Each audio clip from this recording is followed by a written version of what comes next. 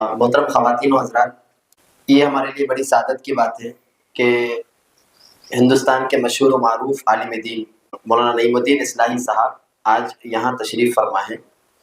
آپ تلنگانہ کے تقریباً 10 دن کے دورے پر تھے اور ہماری تربیت کا ڈپارٹمنٹ کے تحت مختلف موضوعات پر اور مختلف قرآن کے صورتوں پر آپ کے لیکچر کی سیریز تھی، جس کو ریکارڈ بھی کیا گیا اور بہت سے لوگ وہاں پہ اٹینڈ بھی کیے۔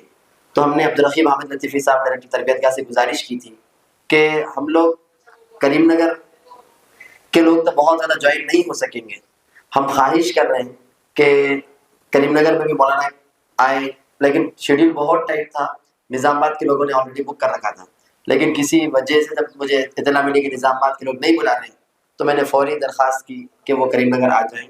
ہم نے ہمارے ارکان اور کارکنان پر یہ اجتماع پابند نہیں رکھا، اس کی بنیادی وجہ یہ تھی کہ چھٹیوں کا سلسلہ چل رہا ہے اور اس کے علاوہ تربیتی پروگرامز چھٹیوں کے حوالے سے بھی چل رہے تھے۔ ہم یہ چاہ رہے تھے کہ جو قرآن سے شغف رکھتے ہیں یا قرآن کے حوالے سے جن کو شوق ہے وہ لوگ خود آگے بڑھ کر اس معاملے میں رجسٹریشن کرائیں، اور الحمدللہ پہلے سیشن کے لیے تقریباً 80 لوگوں نے اپنے نام رجسٹر کرائے اور تقریباً ان میں سے 70% خواتین تھیں۔ یہ ہمارے لیے بڑی خوشی کی بات ہے کہ ہماری خواتین قرآن کو سمجھنے کی کوشش کر رہے ہیں، قرآن پر عمل کرنے کی کوشش کر رہی ہیں۔ یہ جذبہ ہم مرد حضرات میں بھی پیدا ہونا چاہیے۔ مولانا کا مختصر تعارف میں آپ کے سامنے پیش کر دوں۔ مولانا تقریباً 51 سال سے 51 ایئرس سے آپ کہہ سکتے ہیں کہ شاید آپ کو کوئی فزکس اور کیمسٹری کا پروفیسر بھی اتنی بڑی ایکسپیرینس کے ساتھ نہیں ملے گا کہ تقریباً 51 سال سے پیشے تدریس سے وابستہ ہے اور قرآن کا درس دے رہے ہیں اور قرآن کی تفسیر اور قرآن کا سبق لوگوں کو سکھا رہے ہیں۔ اور اس وقت ہندوستان کے جو نائب امیر جماعت ہیں مولانا ولی اللہ سعیدی فلاحی صاحب آپ کے شاگرد خاص ہیں، اور اس وقت جماعت اسلامی کے 3 عمرۂ حلقہ، مہاراشٹر کے امیر حلقہ مولانا الیاس احمد خان فلاحی صاحب اور اتر پردیش کے مشرق اور مغرب کے 2 عمرۂ حلقہ آپ کے شاگرد ہیں، اور ہندوستان میں بھی اور ہندوستان کے باہر بھی سینکڑوں شاگرد آپ کے ہیں جو آپ سے راست قرآن کو انہوں نے سیکھا ہے۔ مولانا کی تصانیف بھی ہیں جس پر آپ نے لکھا، قرآنیات آپ کی ایک کتاب ہے، تدبر قرآن پر ایک نظر یہ آپ کی کتاب ہے، اور تقریباً 35 سال سے مولانا حیدرآباد میں پورا رمضان درس دیتے ہیں۔ لوگ رمضان کے مہینے میں مولانا کا انتظار کرتے ہیں، آپ پورا رمضان حیدرآباد میں گزارتے ہیں۔ تراویح کے بعد آپ جو تراویح میں قرآن پڑھے گی تقریباً 35 سال سے مستقل آپ دے رہے ہیں۔ مولانا کے حق میں دعا بھی کرتے ہیں کہ اللہ تعالیٰ آپ کو مزید صحت اور تندرستی سے نوازے اور آپ کا سایہ ہم پر دراز رکھے۔ اور ہندوستان کے علاوہ بھی باہر کے ملکوں کا، کافی ملکوں کا، خاص کر گلف کنٹریز کا آپ کا دورہ ہوتا ہے، جیسا آپ لوگوں نے دیکھا ہوگا یوٹیوب پر ایک الاسلام گروپ ہے، ان کے خاص لیکچرز مولانا کیا ہیں، اس کے کئی ویڈیوز بھی یہاں پہ آپ یوٹیوب پر تلاش کر سکتے ہیں۔ ابھی آج کے دن جو 3 سیشنز ہمارے ہونے والے ہیں، پہلا سیشن یہ ہے کہ ہم مطالعہ قرآن کیسے کریں، یہ ہمارے لیے مجھے حیرت ہوئی کہ 3 سیشن میں پہلا سیشن ہم سب کے لیے تھا مطالعہ قرآن کیسا کریں، دوسرا سیشن جو 11:30 سے درس قرآن کیسے دیں، تو دوسرے سیشن درس قرآن کیسے دیں اس کو زیادہ لوگوں نے رجسٹر کرایا ہے۔ مطلب یہ ایک رجحان بتاتا ہے کہ ہم درس کیسے دیں اس پہ زیادہ فوکس کرتے ہیں بجائے اس کے کہ درس کیسے لیں۔ قرآن کو ہم درس دینے کے لیے نہیں دیتے، درس دینے کے لیے ہم قرآن نہیں پڑھتے۔ یہ تو اور بات ہے کہ قرآن کی تعلیمات کی اشاعت کے لیے ہم بولتے ہیں، لیکن یہ جو رجحان ہے کہ ہمارے کچھ لوگوں کا کہ ہم درس قرآن کیسے دیں اس پہ بہت زیادہ انٹرسٹ، انشاءاللہ وہ بھی ہمیں سیکھنا چاہیے، لیکن بنیادی بات یہ کہ ہم قرآن سے کیسا استفادہ کریں یہ بھی جاننا بہت ضروری ہے۔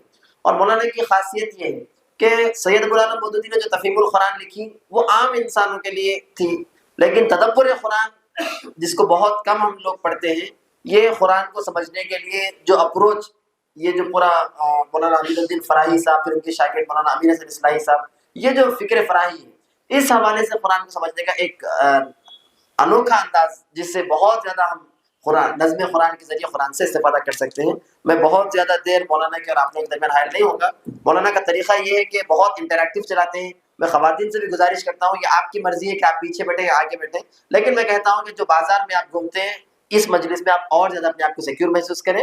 یہاں پہ آپ جو بھی آپ پیچھے بیٹھتے ہیں سامنے بیٹھتے ہیں، اس پہ میں نے نہیں روکا ہے کسی کو، پردے کا اہتمام کرتے ہوئے آپ چونکہ مولانا سوال بھی کریں گے، ایک مائک ہم خواتین کے درمیان رکھ دیں گے اور ایک مائک ہم مرد حضرات کے درمیان رکھ دیں گے۔ انشاءاللہ سورۃ الاعلیٰ کے اوپر ہمارا پہلا سیشن شروع ہوگا، تو میں انتہائی ادب اور احترام سے مولانا نعیم الدین اصلاحی صاحب سے گزارش کرتا ہوں کہ اب وہ آگے کی کاروائی چلائیں۔ وعلی رسول الامین وعلی آلہ وأصحابه أجمعين وبعد۔ یہ خوشی اور مسرت کا احساس ہو رہا ہے مجھے کہ کریم نگر میں دوسری بار مجھے حاضر ہونے کا شرف حاصل ہو رہا ہے۔ اس سے پہلے میں لاک ڈاؤن سے پہلے حاضر ہوا تھا، اور ایک مدرسہ یہاں ہے جماعت اسلامی کا، پہاڑ کے دامن میں ہے، اسی میں پروگرام تھا۔ تو یہ دوسری مرتبہ میں آیا ہوں، 3 دن کا وہ پروگرام تھا، اور میں عبدالباسط انور صاحب مرحوم اس وقت حیات تھے، اور انہی کے ساتھ میں آیا تھا، اور تلنگانہ کے مختلف شہروں کا دورہ کر کے پروگرام چلا کر یہاں میں حاضر ہوا تھا۔ نہیں، آواز نہیں جا رہی ہے؟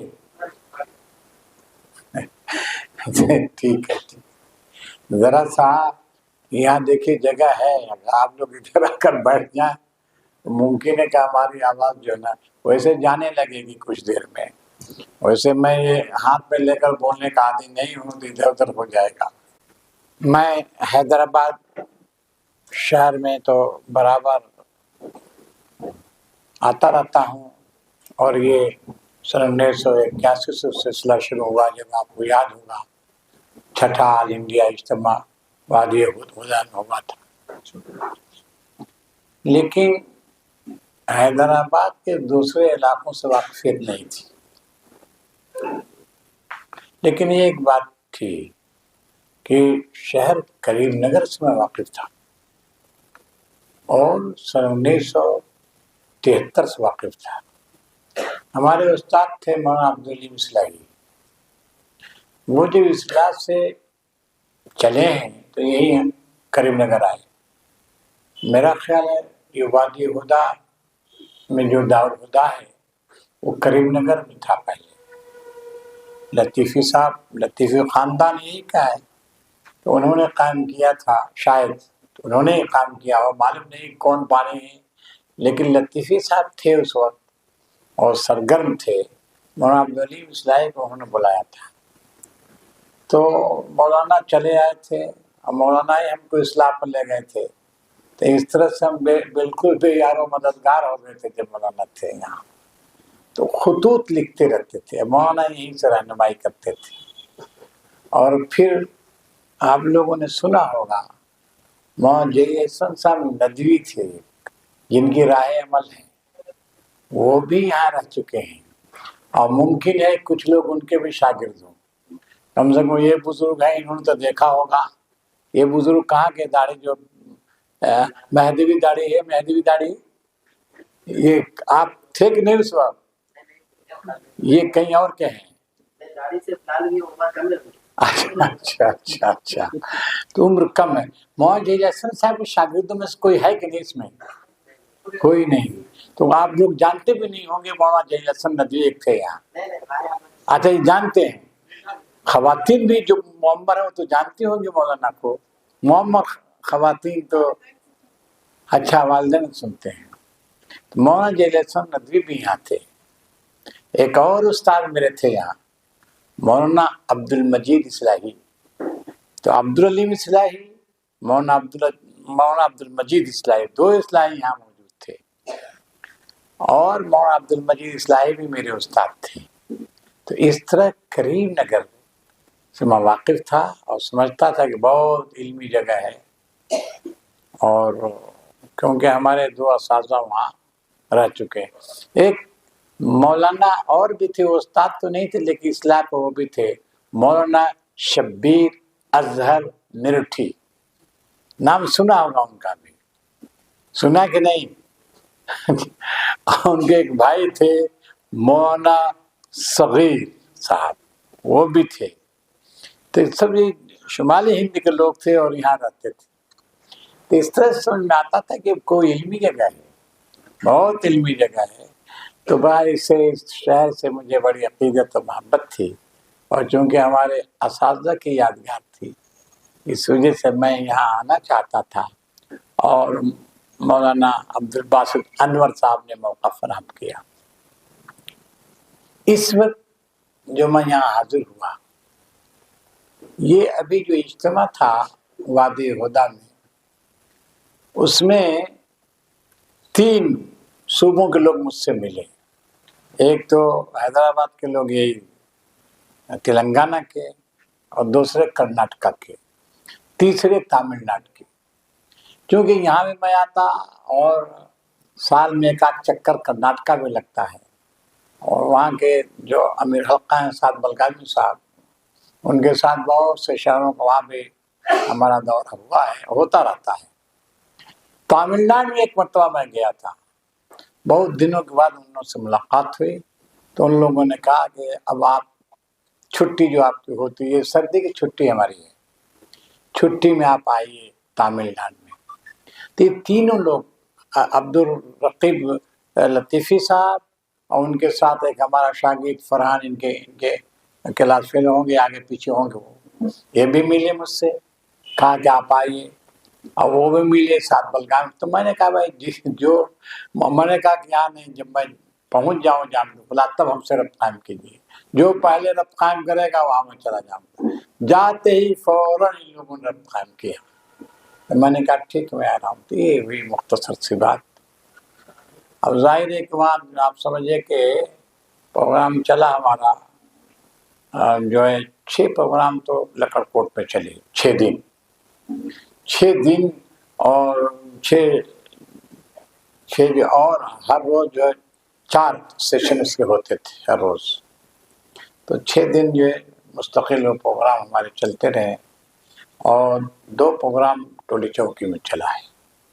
نہایت کامیاب پروگرام تھا، شرکا کے تعداد اچھی خاصی تھی ٹولی چوکی میں سب سے۔ اور یہاں بھی، اور خاص بات یہ ہے کہ ادھر اس علاقے میں دیکھتا ہوں خواتین کے اندر ذوق و شوق زیادہ ہے۔ شہر حیدرآباد میں جو کہو اس میں بھی عورتیں زیادہ تھیں، اور ماشاءاللہ یہاں بھی ہیں۔ ایسے پہلے جو مدرسے میں آیا تھا وہاں بھی عورتیں تھیں، ایسا نہیں کہ وہاں بھی عورتیں تھیں الحمدللہ۔ تو اس وقت پورے ملک میں عورتوں کا شوق بڑھا ہے، قرآن مجید سے تعلق کا بڑھا ہے، اور صرف قرآن مجید سے تعلق تلاوت کے حق نہیں بڑھا ہے، بلکہ سمجھنے کا شوق ابھرا ہے۔ اور یہ بہت اچھی بات ہے، یہ سمجھیے کہ فعل نیک ہے۔ عورتوں میں تبدیلی اگر آ جائے تو پھر مردوں میں تبدیلی بہت آسانی سے آ جائے گی، کیونکہ حکمرانی اسلام جو ہے عورتوں کی ہوتی ہے، مرد پیچھے پیچھے چلتے ہیں، وہ الگ ہے قوام اور قوامیت کا ان کا دولت ہے، اصل میں انہیں کے پیچھے چلتے ہیں، اور عورتیں ہی انہیں کی حکومت ہے۔ اور جو کہا ہے نا شبلی نے کہ یہی نور جہاں ہے، کہ حقیقت میں وہی تھی جہانگیر کے پردے میں شہنشاہ زمن۔ جہانگیر بڑا بادشاہ ہے لیکن اصلی حکمرانی نور جہاں کی ہے۔ تو ماشاءاللہ ہر گھر میں نور جہاں ہے، اور ان سب کی حکومت سب پر ہے۔ تو یہ تبدیلی جو نظر آ رہی ہے یہ بہت خوش آئند تبدیلی ہے، اور ہمیں توقع رکھنی چاہیے، اس سے معاشرے میں نہایت مؤثر مثبت تبدیلی آئیں گی انشاءاللہ۔ دیکھیے یہ آپ نے سورہ اعلیٰ کے اجتماعی مطالعہ رکھا ہے، بہرحال ٹھیک کیا، چھوٹی سورہ ہے، چھوٹی سورہ بظاہر لگ رہی ہے لیکن بڑی اہم سورہ ہے، مطالعہ کریں گے سمجھ میں آ جائے گا آپ کو۔ تو صاحب ذرا پڑھیے تو پہلا جملہ عبدالرحیم صاحب، پہلا ٹکڑا کیا ہے؟ شروع کرتا ہوں اللہ کے نام سے جو بڑا مہربان نہایت رحم والا ہے۔ اپنے بہت ہی بلند اللہ کے نام کی پاکیزگی بیان کی۔ سبح اسم ربک الاعلی، پاکیزگی بیان کی ہو نہیں سکتا ہے، غلط کیا پڑھنے میں آپ نے۔ پاکیزگی بیان کی اپنے بلند رب کی یہ نہیں ہو سکتا ترجمہ. دیکھ لی اپنے بہت ہی بلند اللہ کے نام کی پاکیزگی بیان کر. کر، یہ بات ہے، کر کی نہیں ہو سکتا، کی نہیں ہو سکتا. آپ سمجھتے ہیں کہ نہیں ہو سکتا، وہ کبھی وہ ترجمہ ہو ہی نہیں سکتا اور کوئی نہیں کر سکتا. یہ ترجمہ کوئی کر ہی نہیں سکتا. اور عبدالرحیم صاحب آپ بھی جانتے ہیں اسی بات میں، آپ کی زبان سے نکل گئی یہ بات، زبان سے نکل گئی ہے وہی اتنی بات آپ سمجھتے ہیں کہ فعل امر ہے. وہ دیکھیے سبح اسم تسبیح سے، اور اسی فعل تسبیح سے اور بھی افعال نکلی ہے، فعل امر ہے، ٹھیک ہے. اور سورہ حدید میں فعل ماضی ہے، اور سورہ جمعہ اور سورہ تغابن میں مضارع کا صیغہ ہے. سورہ حدید، سورہ حشر، سورہ صف، تینوں ماضی کے صیغے ہیں. یعنی سبح للہ ما فی السماوات والارض، سبح للہ ما فی السماوات وما فی الارض، سبح للہ ما فی السماوات وما فی الارض، 3 مقامات پر. اور 2 مقام پر یسبح للہ ما فی السماوات وما فی الارض الملک القدوس العزیز الحکیم. تو یہ دیکھیے سبح کے، اب کوئی پوچھے آپ سے کہ سبح کے معنی کیا ہیں، کیا بتائیں گے صہیب صاحب؟ سبح کے معنی تسبیح، تسبیح بیان، ٹھیک ہے. اصلی تسبیح کے معنی یا سباحت کے معنی کیا آتے ہیں؟ سباحت کے معنی بولیے آپ لوگ. تیرنا.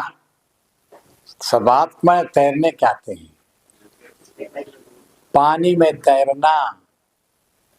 جب آدمی تیرتا ہے تو کھڑے کھڑے تیرتا ہے کیا کرتا ہے؟ سطح آب پر بچھ جاتا ہے، سطح آب پر بچھ جاتا ہے. تو اس کے تسبیح کے اندر بچھنے کا مفہوم بھی ہے.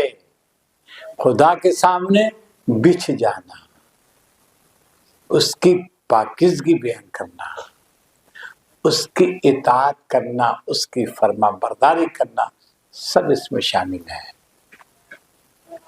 تو بتایا کہ سبح یسبح، اور یہاں کیا ہے؟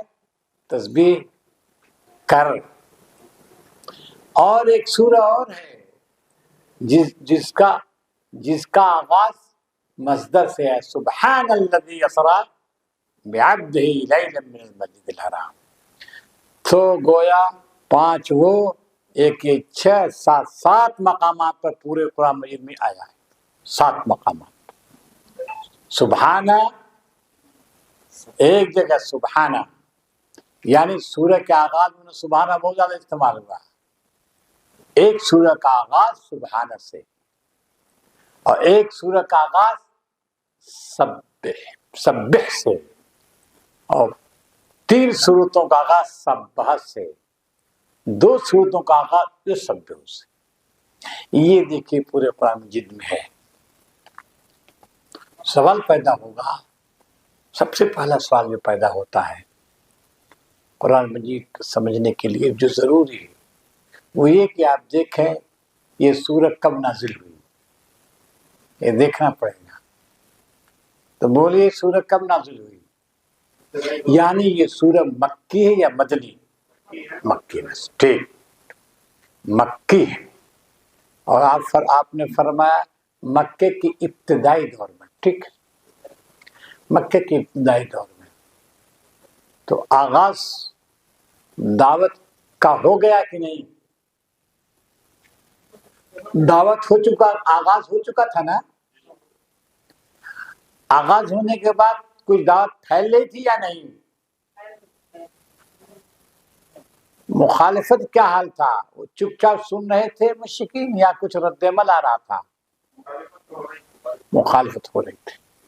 گویا کہ دعوت پھیل رہی تھی، اور دعوت پھیل رہی تھی مطلب اسلام پھیل رہا تھا، لوگ اسلام میں داخل ہو رہے تھے. اور اس کی بنیاد پر مشرکین کیا تھے؟ ان کی دھیرے دھیرے مشورے کرنے لگے تھے کہ اس دعوت کو کس طرح سے روک دیا جائے، اس کو کیسے ناکام بنایا جائے۔ یہ بھی گویا سلسلہ شروع ہو چکا تھا، ٹھیک ہے نا؟ کیسے معلوم یہ سلسلہ شروع ہو چکا تھا؟ کیسے معلوم؟ بولیے ذرا سا۔ کہ دعوت کو روکنے کے لیے ہاں ایک نئے دین کو لائے تھے وہ، ٹھیک ہے، نیا دین آیا، سمجھ رہے تھے وہ، اور اسی وجہ سے اب وہ اس دین کو روکنے کے لیے، اس کے پھیلاؤ کو روکنے کے لیے مختلف تدبیریں کرنے لگے تھے، ٹھیک ہے۔ کیسے معلوم مختلف تدبیریں کر رہے تھے؟ ذرا بتائیے، کیسے پتا آپ کو کہ مختلف تدبیریں کر رہے تھے؟ ٹھیک ہے، اما یتساءلون عن النبأ العظیم۔ اور بولیے ذرا سا، بات یہ ہے، بات اس کی چل رہی ہے کہ اس دعوت کو روکنے کی کوشش کر رہے ہیں، اور وہ تدبیریں سوچ رہے ہیں کہ کیسے نبی صلی اللہ علیہ وسلم کو اور آپ کے ساتھیوں کو روک دیا جائے، اور ان کو روک کر دعوت کو ناکام بنا دیا جائے۔ یہ تدبیریں کیسے معلوم؟ یہ تدبیریں کر رہے تھے۔ اچھا، پریشان مت ہوئیے، اور امتحان میں نہیں لے رہا ہوں، وہ تو اس لیے بتا رہا ہوں تاکہ آپ کا ذہن جائے، خود سے جائے، نہ جائے تو پھر رہنمائی میں کروں گا۔ سورہ اعلیٰ ہے نا یہ؟ اس سورہ سے پہلے کون سورہ ہے؟ بولیے آپ۔ سورۃ طارق ہے، سورۃ طارق ہے نا؟ آغاز کیسے ہے؟ والسمائی، بس ٹھیک ہے۔ اب آپ بولیے گا اس کا آخری جملہ کیا ہے سورۃ طارق کا؟ آپ بولیے، آپ بولیے بھائی، اس کا آخری جملہ بولیے آپ۔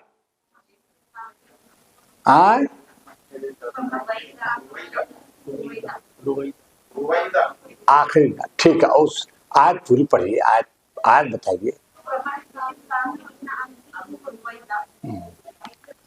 ٹھیک ہے، دیکھیے آخر میں انہم یکیدون، انہم یکیدون کیدا واکید فمہل الکافرین امہلہم، یہ ہے۔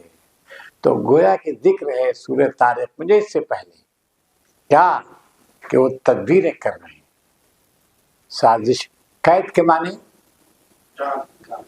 چار، قید کے معنی خفیہ تدبیریں کرنا، دشمن کو پتہ نہ چلے، اور خفیہ تدبیر کے ذریعے دشمن کو ناکام بنا دیا جائے، اس کے پالیسی اور پروگرام کو بالکل ناکام بنا دیا، اس کو قید بولتے ہیں۔ گویا کہ خفیہ سازشیں کر رہے تھے وہ۔ اتنی بات تو ہوئی نا اس سے، کیونکہ اس سے ملی ہوئی سورہ ہے، اس سے ملی ہوئی سورہ ہے، اس میں انہم یکیدون قیدا خود ان کی جانب نسبت کی جا رہی ہے کہ اے نبی یہ تدبیریں کر رہے ہیں، سازشیں کر رہے ہیں، قیادیاں مکاریاں کر رہے ہیں کہ تمہاری دعوت کو ناکام بنائیں، لہذا گھبرانے کی بات نہیں ہے۔ تو کیا کرو؟ واقعی قیدا، ادھر میں بھی تدبیریں کر رہا ہوں، یہ تدبیر کر رہے ہیں، میں بھی تدبیر کر رہا ہوں۔ واقعی قیدا فمہل الکافرین، کیا معنی؟ فمہل الکافرین، کافروں کے ساتھ مہلت دے دو، مہلت دے دو۔ اب کافروں کی فلاحی، کامیابی اور ناکامی تمہارے ہاتھ میں، تمہارے ہاتھ میں ہے۔ تم چاہو گے تو ان کو مہلت دیں گے، تم نہیں چاہو گے تو ان کو برباد کر دیں گے۔ اس کا فوائد تو اے نبی تم ذرا مہلت دے دو، اللہ تعالیٰ کہہ رہا ہے، یعنی اب ان کا خیر و شر تمہارے ہاتھ میں ہے، تباہی، بربادی یا کامیابی تمہارے ہاتھ میں ہے، اس لیے تھوڑی سی ان کو مہلت دے دو۔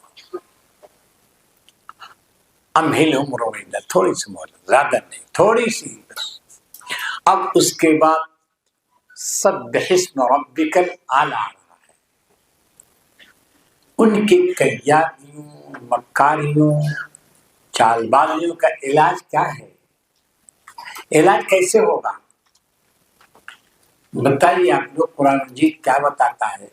جب مخالفتیں شدید ہو جائیں، جی مخالفت ہونے لگے، دعوت دین کو ناکام بنانے کے لیے سازشیں کرنے لگے، اور مسلمانوں کو کہ دیکھنا ان کو پسند نہ ہو اور قیادیاں کر رہے ہوں، تو اس کا علاج کیا ہے؟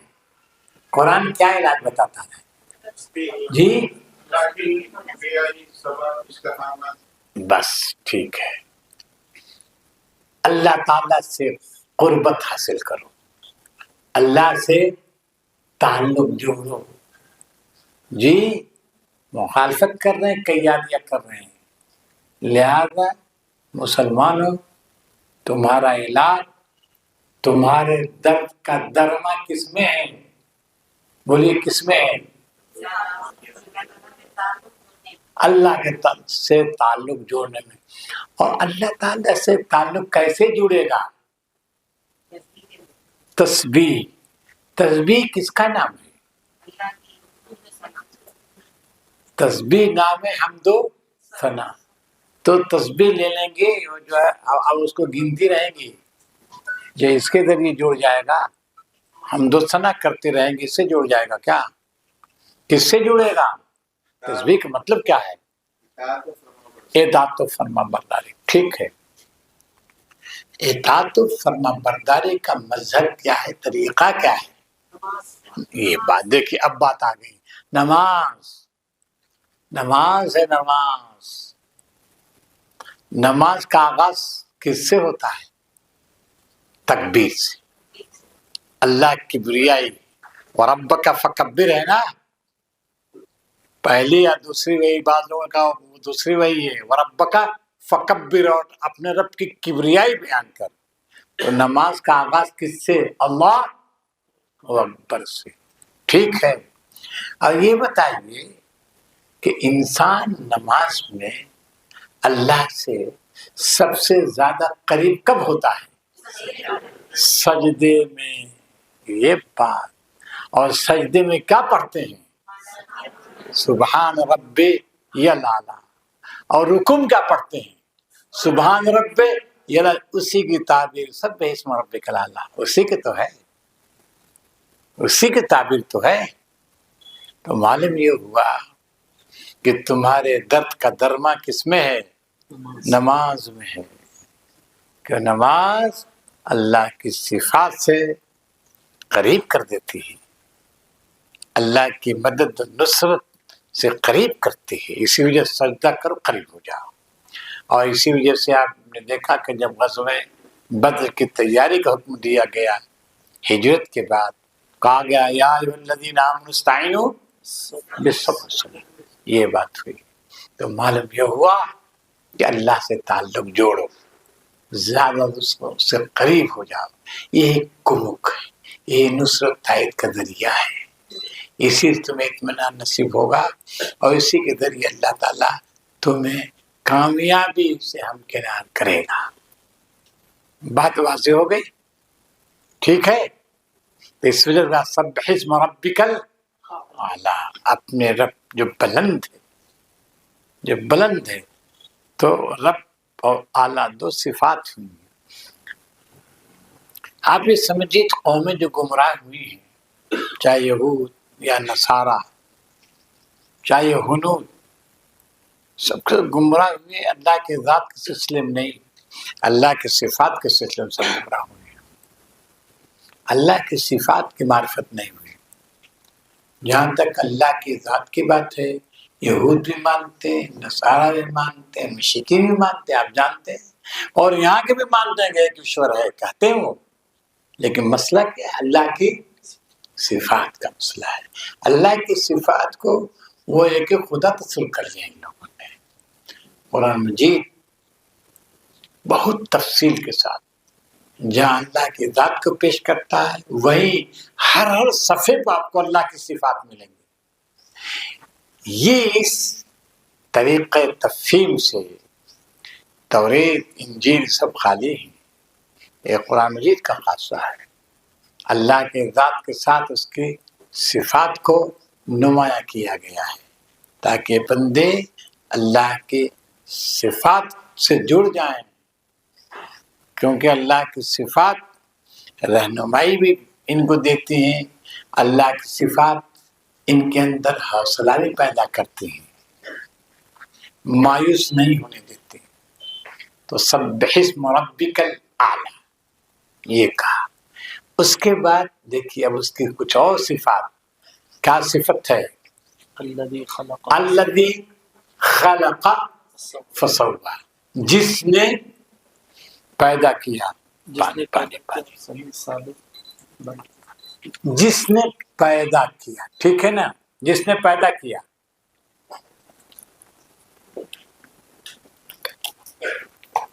کس کو پیدا کیا؟ کس کو پیدا کیا؟ سب کو پیدا کیا، پوری کائنات کو پیدا کیا.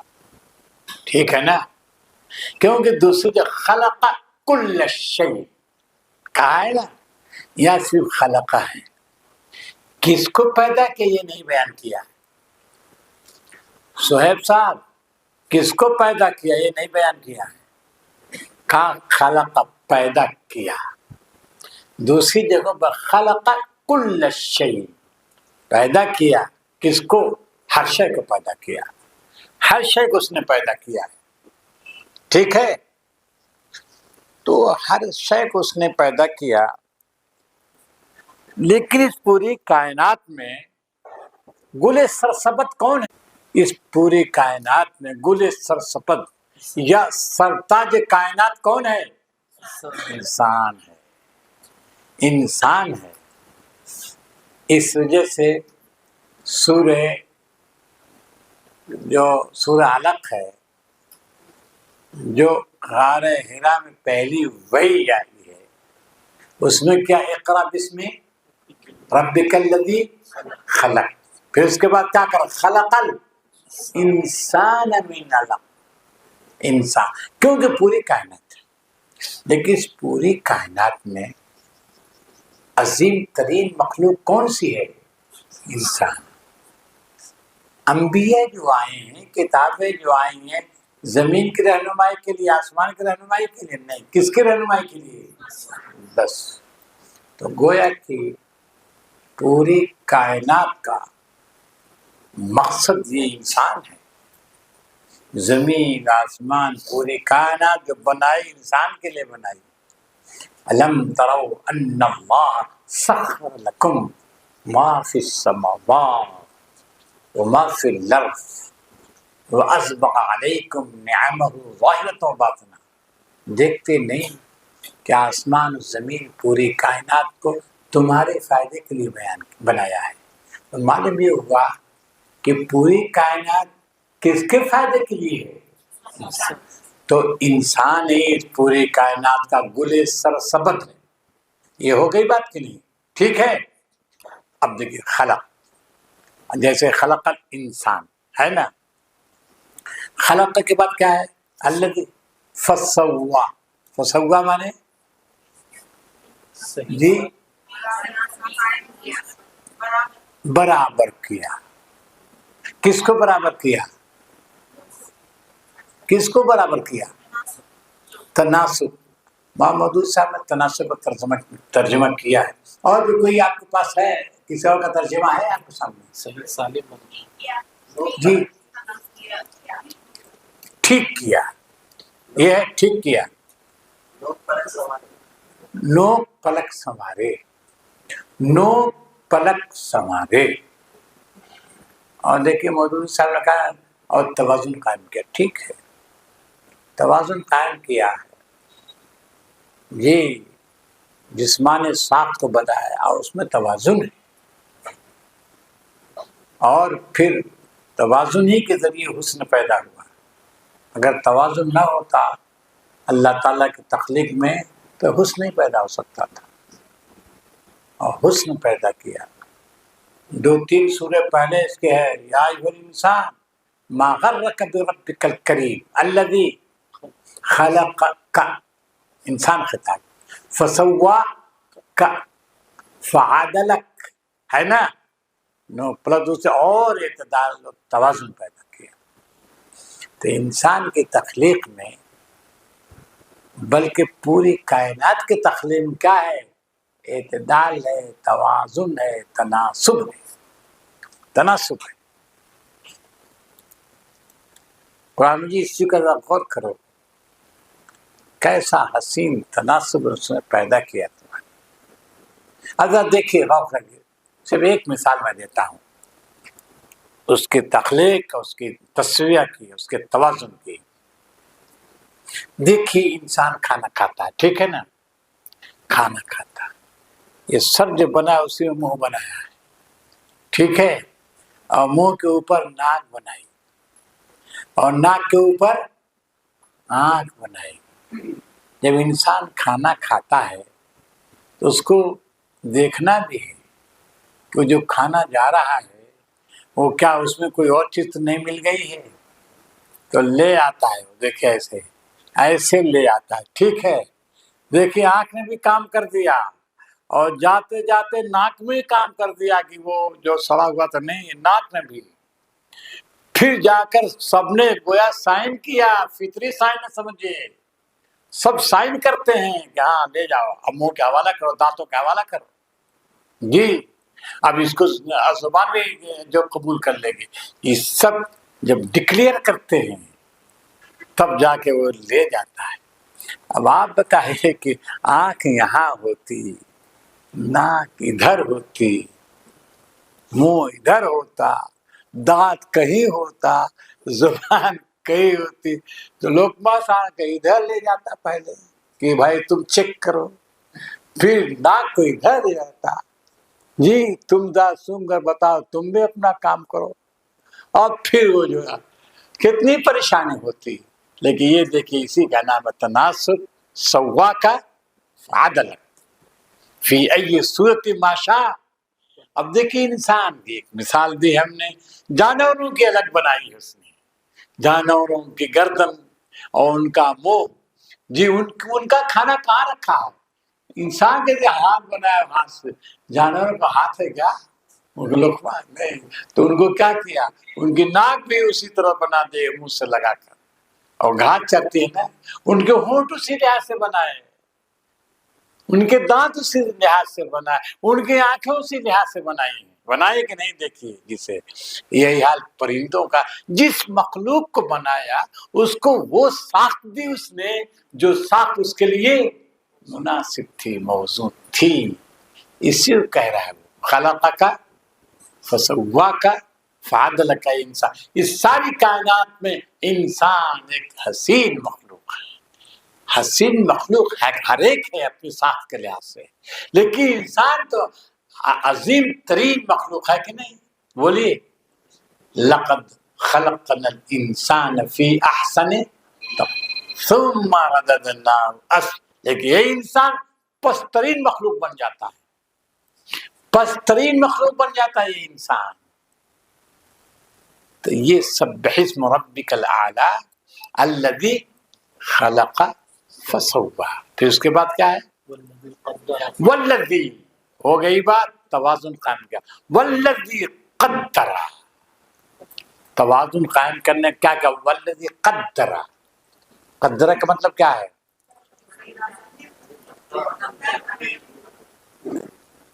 دیکھیے آپ لوگ بولا کیجیے، یہ بولتی ہیں یہ حاوی ہو جاتی ہیں، اور آپ لوگ بہت تکلف کرتے ہیں، بول نہیں پاتے۔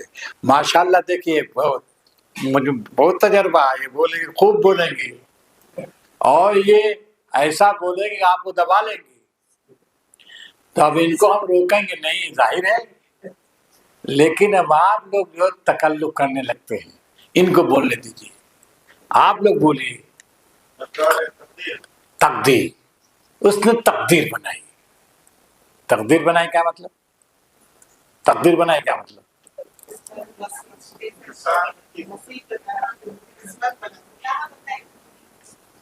آپ بولیے جو ہماری جو آ گئے جی جی قسمت بنائی نصیب نصیب بنایا قسمت بنائی قسمت بنائی کیا مطلب قسمت بنائی سب کی انسان کی زندگی کے اندر جو ہونے والی جو 30,000 منافع اچھا ٹھیک ہے صحیح ہے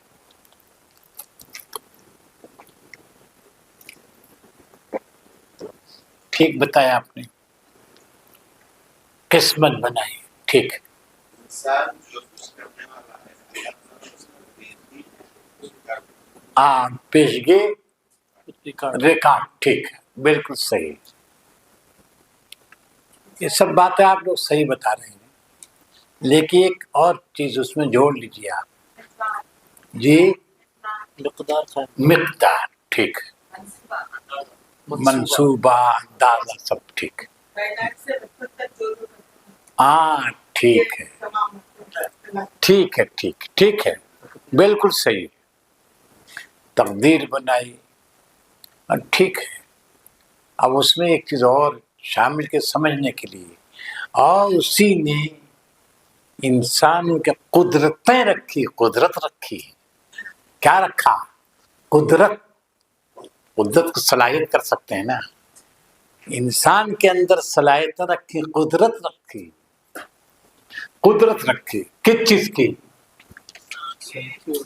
کی ہر شے کی قدرت رکھے انسان اس پوری کائنات میں انسان کے اندر جو قدرت ہے کسی اور مخلوق کے اندر ہے کیا نہیں ہر شے کو اسی نے بنایا ہے جی لیکن انسان کی بات ہو رہی ہے نا خلق الانسان بتاتے ہیں اصل جو ہے کائنات کا دولہا کون ہے انسان ہے تو انسان کے اندر کیا کیا ہے قدرتیں رکھی ہیں کتنی قدرت ہے قدرت ہر شے کے درخت کے اندر بھی ہے پہاڑ کے اندر بھی ہے دریا کے اندر بھی ہے لیکن ان کی قدرت محدود ہے اور انسان کے اندر قدرت کتنی ہے بولیے باپ محدود قدرت رکھی یہ بات ہے اسی اختیار کو قدرت سمجھیے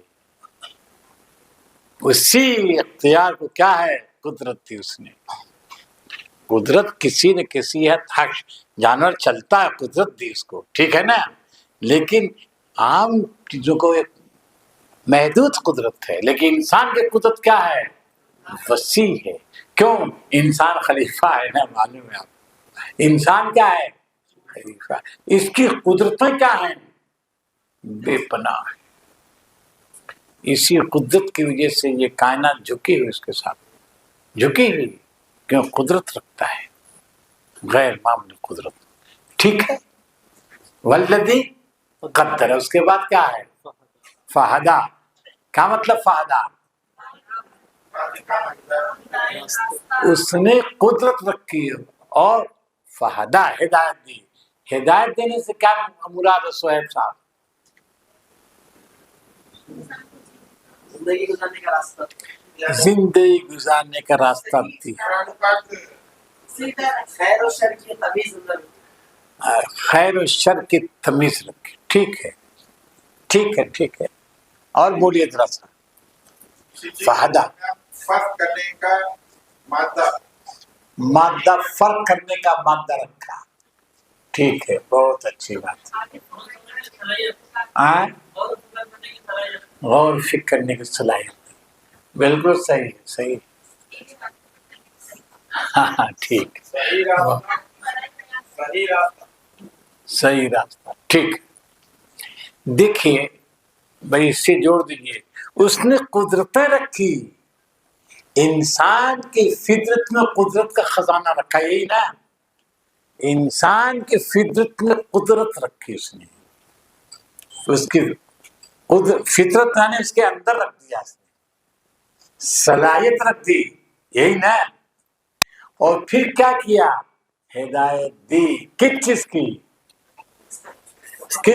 اس کے استعمال کی ہدایت دی ہدایت سے کیا مراد ہے راستہ کون سا راستہ اب سیدھا راستہ، اب یہ بات نہیں ہے وہاں انبیاء کے ذکر نہیں ہو رہا ہے بعد میں، یہاں کون سی تعلیم مراد ہے؟ فطری تعلیم، فطری تعلیم فہدا، بچہ پیدا ہوتا ہے، ٹھیک، بچہ پیدا جب ہوتا ہے تو بچہ پیدائش کے بعد دنیا میں کیا کرتا ہے؟ روتا ہے، یہ بات ہے، روتا ہے، اس کی ماں کا ایک بیٹا دنیا میں رو، ماں بتاتی ہے کیا؟ بولیے کہاں رویا؟ کیوں وہ اس کو ہدایت ملی کہاں سے؟ فطرت سے ہدایت ملی، یہی ہے قدرہ، رونے کی صلاحیت رکھی اس نے، اور پھر کیا کیا؟ ہدایت بھی دی اسے، فہدا، اس نے اس کی رہنمائی کی، بچہ ہنستا ہے، بچہ کھاتا پیتا ہے، انسان بڑھتا چلا جاتا ہے، بولیے، اور جو اس کے اندر فطری صلاحیتیں ہیں وہ کیا ہیں؟ دھیرے دھیرے دھیرے دھیرے ابھرتی رہتی ہیں، ابھرتی کہ نہیں؟ بولیے، ہیں، جو بھی انسان جس قدر آگے بڑھتا گیا یا بڑھتا جائے گا، کیوں بڑھتا جائے گا؟ اسی بنیاد بڑھتا جائے کہ اس کے اندر قدرت رکھی گئی ہے، اسی بنیاد پر بڑھتا ہے، قدرت ہے۔ اب بتائیے بچہ جو ہے بڑا ہو گیا، اگر کوئی بچہ، یہ دو بچے ہیں بھائی سامنے، اگر یہ دونوں بچے اگر چاہیں کہ ان کو موچھ نہ آئے، یہ چاہے موچھ نہ آئے، ممکن ہے؟ بولیے، موچ آئے گی، یا یوں کہیے، یہ مثال نہیں بلکہ یہ کہیے، یہ بچے چاہیں کہ کل ہم کو موچ آ جائے، جی، یہ چاہے کل ہی موچ آ جائے کہ ان کے سہیب صاحب ہے موچ داڑھی رکھتے بھائی بہت اچھے لگتے، موچ داڑھی آ جائے، ممکن ہے آ جائے؟ نہیں، لیکن اللہ نے موچ داڑھی ان کے فطرت میں رکھی ہے، وقت ضرورت کیا ہوگا اس کو، اس کا ظہور ہو کر رہے گا، لاکھ چاہیں کہ داڑھی نہ آنے پائے، رکے گی داڑھی؟ آئے گی، کیوں؟ داڑھی کہاں سے آ رہی ہے؟ بولیے، فطرت ہی سے آ رہی ہے، فطرت کا ظہور ہے وہ، تو ہر چیز کا قدرت، یہ جو بال نکلنے ہیں قدرت رکھی ہے اندر، تو اگر کوئی چاہے کہ نہ تو نہیں، اس پر وہ اچھا، یہ چاہیں کہ کل جوان ہو جائے، ممکن ہے؟ نہیں ممکن ہے۔ اچھا صاحب، یا کوئی سوچتا ہے بال جو ہے کالے کالے، کبھی بال پکنے نہیں پائے، ممکن ہے؟ بال کا پکنا بھی ہوگا، وہ کہاں سے آتا ہے بال کا پکنا؟ کوئی پاؤڈر نہیں لگتا، کہاں سے؟ وہیں سے فطری رہنمائی ملتی ہے، وہ بال کو ملتی ہے، اور تو آپ دیکھتے ہیں، آپ یوں بھی کہہ سکتے ہیں فطری رہنمائی اس نے کہا کہ قدرت رکھی ہے، اور قدرت کے ساتھ کیا کیا ہے؟ فطری رہنمائی بھی دی ہے۔ اب آپ بتائیے ہم کو، قدر ہے نا، اس نے قدرت رکھی ہے۔ اب تھوڑی سی اب انسان سے زمین کو لے لیجیے، زمین کو اللہ تعالیٰ نے کیا کیا؟ وَالْأَرْضَ مَدَدْنَاهَا، پھیلایا، ٹھیک ہے، اور پھر قرآن مجید کہتا ہے اور اس پہ ہم نے قدر فی اقواتہا، کیا مانے؟ اللہ تعالیٰ نے زمین کے اندر اقوات قوت کی جمع ہے، کیا مانے؟ کیا مانے؟ قوت، اقوات کیا مانے؟ بولیے بولیے، اور وقدر فی اقواتہا، قدر کی بات ہو رہی ہے، وقدر فی اقواتہا، کیا کیا؟ زمین کے اندر قیامت تک انسانوں کے لیے، جانوروں کے لیے، اور تمام چیز جو بھی کھاتی پیتی مخلوقات ہیں سب کی روزی رکھ دی ہے، کس نے؟ زمین کے اندر رکھ دیا۔ وقدر فیہا اقواتہا، کس کے لیے؟ تمام جانوروں کے لیے، تمام انسانوں کے لیے۔ اب انسان کی دیکھیے یہی ہے، اس کی غلط فہمی ہے یا اس کی نالائقی ہے، کیا سمجھتا ہے کہ وہ زیادہ اولاد ہو جائے گی تو کھائیں گے کیا؟ یہی نہیں کہتے ہیں کہ کھائیں گے کیا جی؟ کم پیدائش ہوگی، کم بچے رہیں گے سکھی، کم پریوار سکھی پریوار، یہی سمجھتا ہے۔ ارے یار کیا تم کھلاتے ہو؟ قامجی بابا کہتا ہے تم نہیں کھلاتے، کون کھلاتا ہے؟ ہم کھلاتے مطلب کیا ہے؟ ارے ہم نے سارے وسائل و ذرائع اس دھرتی کے اندر رکھ دیے ہیں، کن لوگوں کے لیے؟ سیوی انسانوں کے لیے نہیں، تمام جانداروں کے لیے، قیامت تک جو جانور پیدا ہوں گے ان سب کے لیے ہم نے اس دھرتی میں رکھ دیا ہے۔ ٹھیک ہے، اس کے لیے کیا استعمال کرتا ہے؟ وَقَدَّرَ فِيهَا أَقْوَاتَهَا، پھر وَبَارَكَ فِيهَا، بارکہ کے معنی خزانہ، ایسا خزانہ رکھ دیا جو کبھی ختم نہیں ہوگا، کبھی ختم نہ ہونے والا خزانہ رکھا اس میں۔ تو اب وہ خزانہ دھرتی میں مدفون ہے، جب اس کی ضرورت پڑے گی، انسان محتاج ہوگا تو کیا کرے گا؟ وہ بول دیجیے، اب اس کی رہنمائی کر دے گا اور وہ خزانہ وہ نکال دے گا، ضرورت پڑے گی۔ اب آپ بتائیے، نبی صلی اللہ علیہ وسلم جب پیدا ہوئے آئے، صحابہ کرام کا جو دور تھا، تیل تھا کہ نہیں؟ پیٹرول تھا کہ نہیں؟ زمین میں تھا، لیکن ان کو پتا تھا اور کیا تیل کو بتانے کا اللہ نے فرشتوں کو اتارا تھا کیا کہ ہاں تیل نہیں، بلکہ کیا کیا؟ وہ فطری رہنمائی جو انسان کو دیا ہے، اندر ہے کہ ضرورت پر کیا کرے، وہ کھوج لگائے، اور ہاں آپ نے دیکھا کھوج کر نکال لیا انسان نے جب ترقی کی جی، تو خود ظاہر ہے اللہ تعالیٰ نے فطری رہنمائی۔ اب اس زمانے میں نبی صلی اللہ علیہ وسلم کے عہد مبارک میں اگر تیل دریافت ہو گیا ہوتا، کیا کام کرتے؟ اونٹوں کو نہلاتے، اس کو اونٹوں کو نہلاتے، اس سے بولیے آپ کیا کرتے؟ وہ بیکار بہتا ہو، ضائع ہو جاتا، اس وجہ سے اس کی ضرورت نہیں، وہ اس کو دریافت نہیں کیا، بولیے۔ لیکن جب تمدن نے ترقی کی جی، جب اس کی ضرورت پیدا ہوئی تو اللہ نے کیا کیا؟ رہنمائی بھی دے دی، بولیے۔ اسی طرح یہ جب موبائل وغیرہ جو ہے نا، یہ پہاڑوں سے افغانستان کے پہاڑ معدنیات کا خزانہ، یہ جیسے موبائل وغیرہ میں آپ جانتے ہوں گے زیادہ، ہاں اس زمانے میں کچھ نہیں، کیا لیتھیم ہو کیا ہے نا، سب بہت سارے وہ پہاڑوں سے نکلتا ہے سب، تو آج دریافت ہو رہا ہے۔ اور آج یہ حیرت کی بات ہے کہ سب خزانے عالم اسلام مدفون ہے، سمجھیے، یہاں کے دریاؤں میں، یہاں کے صحراؤں میں، یہاں کے پہاڑوں میں جی، ہر جگہ خزانے افغانستان میں بھی ہے، اور سونے کے پہاڑ تو آپ جانتے ہیں، سونے کے پہاڑ وہاں ہیں، اس میں دو رائے نہیں، آپ سمجھ لیجیے سب ہے، لیکن جب ضرورت پڑتی ہے تو نکل جاتا ہے۔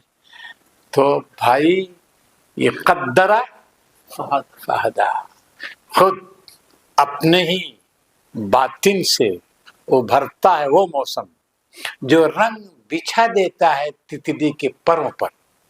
تتلیاں جانتے ہوں گے آپ لوگ، اب تو دیہات تو بہت بڑا شان، تتلی جانتے ہوں گے آپ لوگ نا، کبھی کبھی آپ کے گھروں میں تتلی آ جاتی ہے کہ نہیں؟ تتلی رنگین ہوتی ہے نا، اس کے پروں پر نقش و نگار ہوتے ہیں نا، نقش و نگار کس نے بنایا؟ اس کی ماں، اس کے باپ نے بنایا کیا؟ کہاں سے آ گیا نقش و نگار؟ اس کی فطرت کا ظہور ہے، اس کی فطرت ہی سے آیا ہے، تو اپنے ہی باطن سے ابھرتا ہے وہ موسم جو رنگ بچھا دیتا ہے تتلی کے پروں پر، تو خود وہی قدرہ فہدہ، اس نے رہنمائی دی، اور وہ رہنمائی فطری رہنمائی جس کو آپ کہتے ہیں، فطری رہنمائی، وہ جس کی بنیاد پر یہ مور دیکھیے، مور کا بچہ جب پیدا ہوتا ہے تو گوشت کا ایک لوتھڑا ہوتا ہے، بڑھتا جاتا ہے، کیا نقش و نگار، بولیے کیا نقش و نگار پیدا ہو جائے، تو وہ نقش و نگار کہاں سے آئے؟ اس کی فطرت کا ظہور ہے۔ تو یہ والذی قدر، تو اللہ تعالیٰ نے اس کی رہنمائی کی۔ والذی اخرج، رک جاؤ ذرا سا تھوڑا سا، اب یہ فطری رہنمائی آپ سمجھیے، یہ اب تک جو گفتگو ہوئی تھی کس کی؟ فطری لیکن اب بتائیے انسان صحیح معنوں میں زندگی گزار سکتا ہے مطلق فطری رہنمائی پر؟ نہیں. کیوں نہیں؟ سوال ہے کیوں نہیں فطری رہنمائی پر گزار سکتا ہے؟ بولیے آپ شعیب صاحب، کیوں نہیں گزار سکتا؟ فطرت کے ذریعے وہ اللہ تک پہنچ تو سکتا ہے، لیکن اسے کوئی ایک طریقہ چاہیے زندگی گزارنے کے لیے. کیونکہ اللہ پاک آدم علیہ السلام کو اس وقت بولے تھے آپ جاؤ اور آپ کو ہدایت کرنے کی کتاب ہوگا. ٹھیک، بالکل بالکل، بہت صحیح فرمائی انہوں نے بات. سوال ہمارا سمجھ میں آ رہا ہے آپ لوگوں کو نا؟ بہت سوال سمجھ میں آیا تو جواب اگر ہم نہ دے سکیں، جب بھی آدھا جواب معلوم ہو گیا آپ کو، سمجھ لیجیے آج نہیں تو کل معلوم ہو جائے گا، لیکن سوال سمجھنا چاہیے. تو بھائی جہاں تک فطری رہنمائی کی بات ہے وہ ہر شے کو اللہ نے دی ہے. جی گورو بیل کو بھی فطری رہنمائی ملی کہ نہیں؟ انسان کو بھی فطری رہنمائی ملی اور گورو بیل کو بھی ملی ہے. اب جی انسان کو عقل بھی دی ہے، ٹھیک، اور محدود عقل گورو بیل کو بھی ہے کہ نہیں؟ ان کو گورو بیل کو نہیں کیا؟ گائے اپنے بچے کو پہچان لیتی ہے، دوسرے آپ بچے کو لے جائیے آپ، وہ دودھ نہیں دے سکتی، وہ جان جاتی ہے کہ میرا بچہ نہیں ہے. بولے محدود عقل اس کو بھی ہے. تو اب سوال یہ ہے سب صرف کہ کیا دوسری مخلوقات کو جی انسانوں کے علاوہ ہے فطری تعلیم کافی ان کے لیے ہے کہ نہیں؟ بولیے آپ. جانور کیسے زندگی گزارے اس کو تعلیم دے دی گئی فطری، اس میں انبیاء آئیں گے کیا؟ نہیں، کیونکہ ان کی عقل کیا ہے؟ محدود ہے. کیوں فطری رہنمائی ضروری کافی ہے؟ کیونکہ ان کی عقل کیا ہے؟ محدود ہے.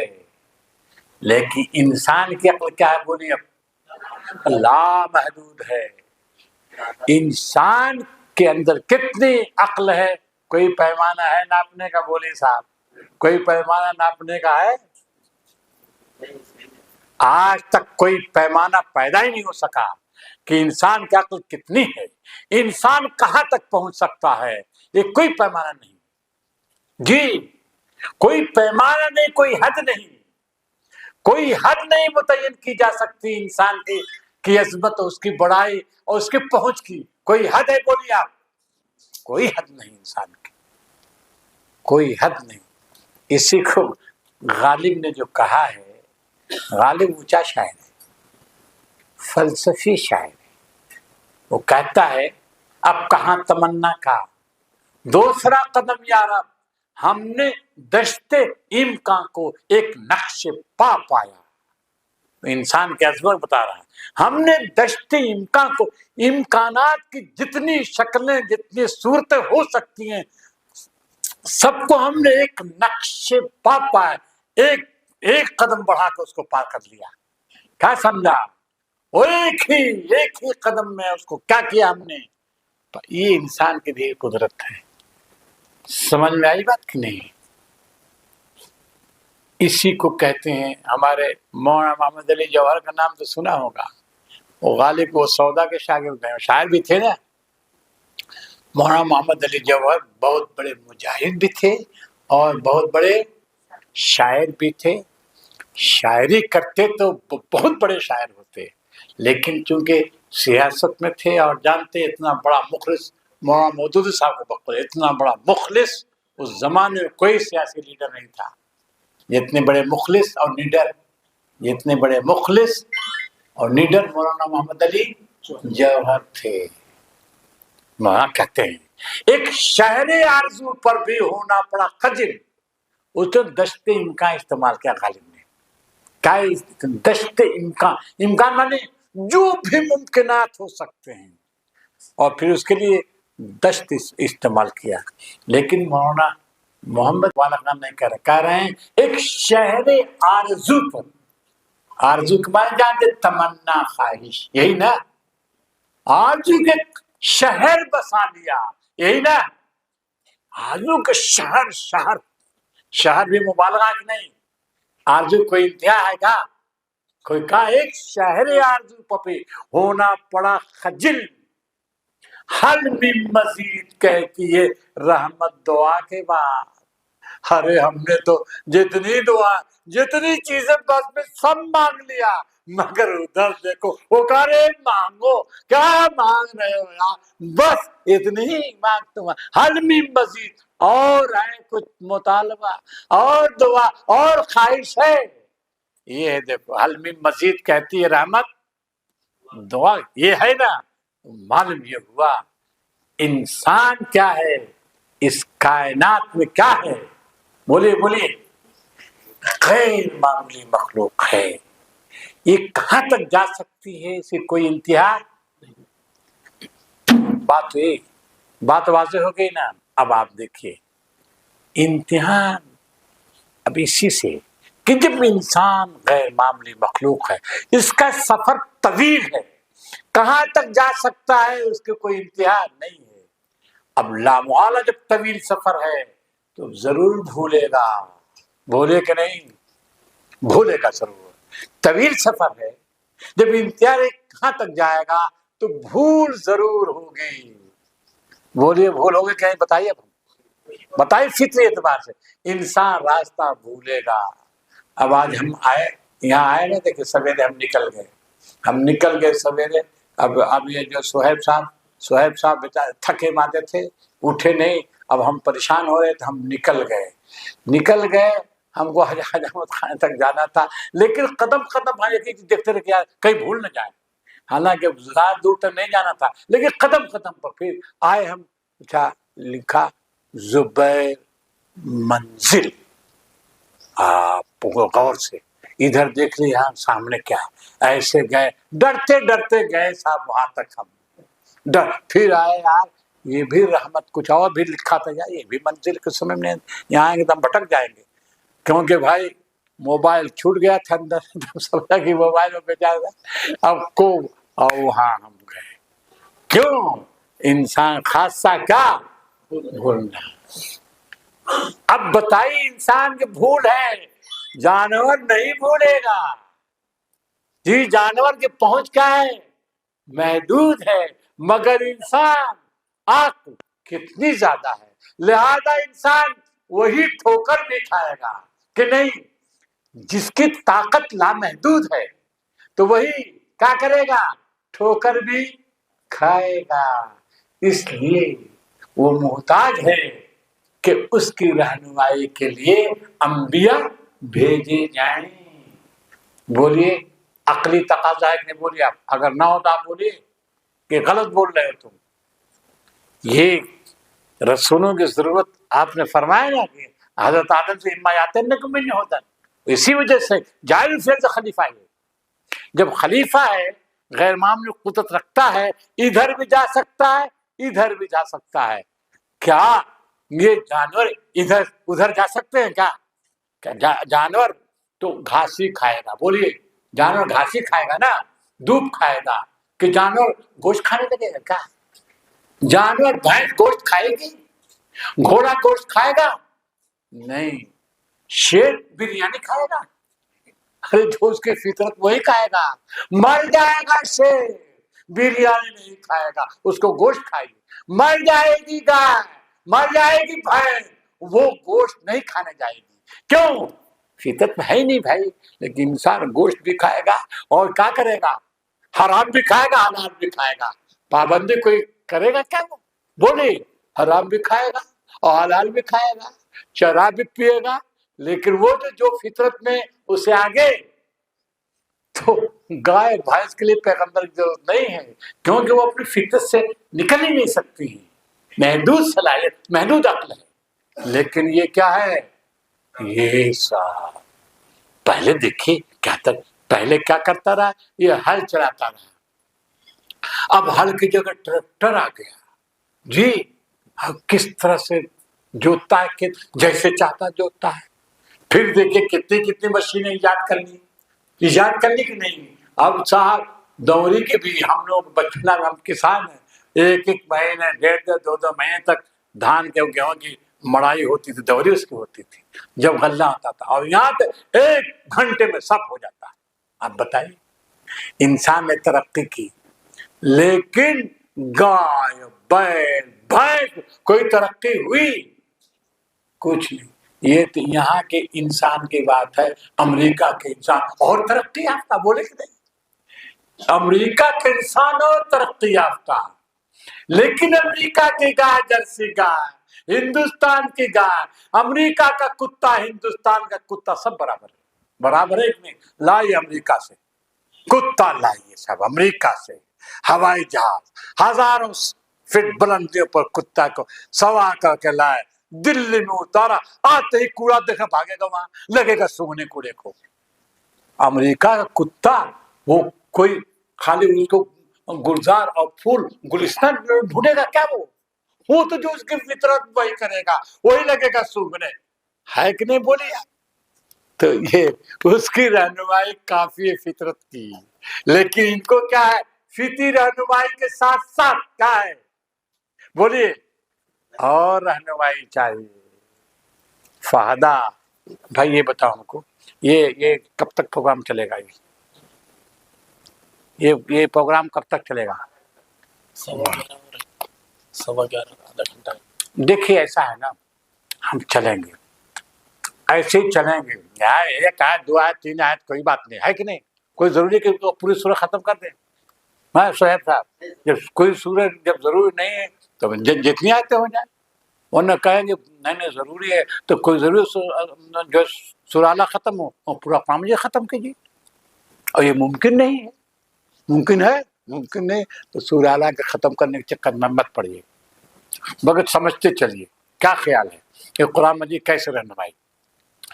क़द्दर फहदा, अब फहदा में तकवीनी रहनुमाई, फितरी रहनुमाई तो हर शय को हासिल है, हर शय उसमें क्या है उसी के मुताबिक अपना वजूद बरकरार, फितरी रहनुमाई। लेकिन इंसान सिर्फ फितरी रहनुमाई से कामयाब नहीं हो सकता। इसको फितरी रहनुमाई के साथ साथ कोई और रहनुमाई भी चाहिए। उस रहनुमाई का नाम क्या है? अंबिया भेजना। तो वो कह रहा है वही जिससे फितरी रहनुमाई की है, उसी तरह उसने क्या किया? अंबिया को भेजा है। आपने देखा फ़इम्मा यातियन्नकुम मिन्नी हुदन, फ़इम हुदन हिदायत भेजता है। हिदायत फितरी हिदायत भी है और हिदायत वो भी है, कौन सी? अंबिया के जरिए, क्योंकि इंसान अक्ल रखता है और अक्ल रखता है, अक्ल की वजह से बहुत दूर तक जाएगा वो। जी दूर तक जाएगा तो मुमकिन है क्या? बिल्कुल जरूरी है क्या करे वो? भूल जाए। तब अब उसकी रहनुमाई की जरूरत है। हजरत आदम को रोका तो नहीं, भूल गए, मालूम है भूल गए, फनसी भूल गए ना, बोला नजीद लो असमा, मेरे इरादे की पुख्तगी नहीं पाई हमने, गड़बड़ी हो गई, शैतान ने बहका दिया। तो इंसान गाय भैंस पर शैतान मुसल्लत है क्या? भैंस पर मुसल्लत है? नहीं, वो अपनी फितरी रहनुमाई पे चलने, और ये जो है ये गैर फितरी अमल करता है कि नहीं? सारे गैर फितरी अमल करता है। अब वो अब हम जिनसी के कायल जो है ये है, गाय भैंस बैल है नहीं, इंसान है, यानी गैर अकली काम कर रहा है। क्यों? इसको आजादी दी गई है भाई। इस वजह से अंबिया की तालीमात निहायत जरूरी है। इस वजह से नबी अल्लाह ताला हमेशा से भेजता रहा है। और आखिर में मोहम्मद सल्लल्लाहु, तो फाहदा में फितरी रहनुमाई भी है, और फिर उसके बाद ये तशरीह रहनुमाई, अल्लज़ी खलक़ा कुल्ल शैइन, उसके बाद नहीं क्या, अल्लज़ी आता कुल्ल शैइन खल्क़हु सुम्मा हदा, अल्लज़ी आता कुल्ल शैइन खल्क़हु, हर चीज को उसने के खिलते वजूद से सरफराज फरमाया है, और फिर उसको हिदायत दी। तो हिदायत में تکوینی ہدایت بھی اور تشریعی ہدایت بھی ہے. انسان اور جانور دونوں برابر نہیں ہیں. اسی کو ہم نے کہا تھا کیا یہ جس طرح مویشی کا اسی طرح یہ بھی کھاتا پیتا ہے, اسی طرح زندگی گزار کر چلا جائے؟ نہیں. اس کے لیے کیا ہے, اس کے تو رہنمائی کی ضرورت ہے. اس وجہ سے ہم نے کیا بھیجا ہے, انبیاء کو بھیجا. چلیے آگے. ارے بھائی چائے آگے کیا, اللہ یہ نہ ہو جانے دو. نیمبو ڈال دیتے ہیں. نیمبو ارے میٹھی چائے ہے بھائی, بڑا گڑبڑ ہے. نیمبو ڈال. دیکھیے یہی سب بات ہم نے کہا تھا سادہ بھی چھوڑ دو.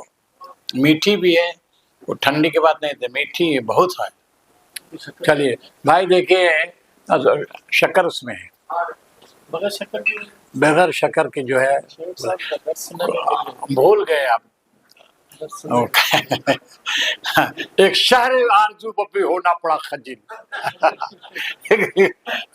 چلیے اچھا. تو بات دیکھیے ہے نا کہ انسان ضرورت مند ہے کس کا؟ انبیاء اور رسول ہدایت, فطری ہدایت. فطری ہدایت کافی نہیں ہے بلکہ تشریعی ہدایت. تشریعی ہدایت کا نام کیا ہے؟ انبیاء رسول کے عمل.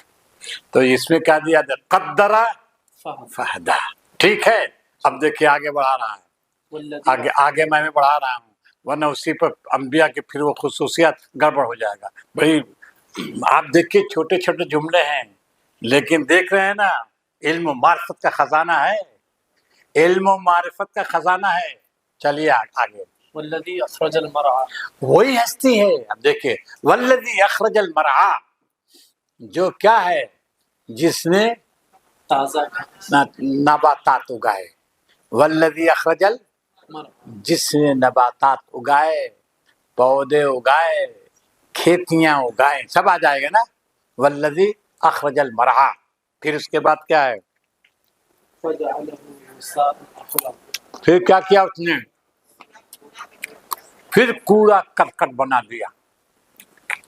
اس سے کیا سمجھانا چاہتا ہے قرآن, بتائیے ہم کو.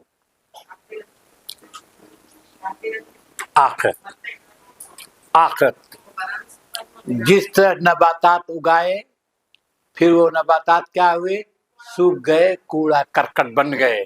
ٹھیک, کوڑا کرکٹ بن گئے. ٹھیک اسی طرح کیا ہے, انسان کی فصل ہے اور بعد میں یہ فصل کیا بن جائے گی, ہاں کوڑا کرکٹ بن جائے گی, مر جائے گی. یہی نا, مر جائے گی, اس کا خاتمہ ہوگا اور پھر دوبارہ کیا کرے گا, اٹھایا جائے گا. حالانکہ دوبارہ اٹھانے کی بات نہیں ہو رہی ہے, بس یہ کہا کہ چراگاہ یا نباتات اگائے پھر کیا بنا دیا ہم کو, کوڑا کرکٹ بنا دیا. کوڑا کرکٹ بنا کر یہ کیا بتانا چاہتا ہے,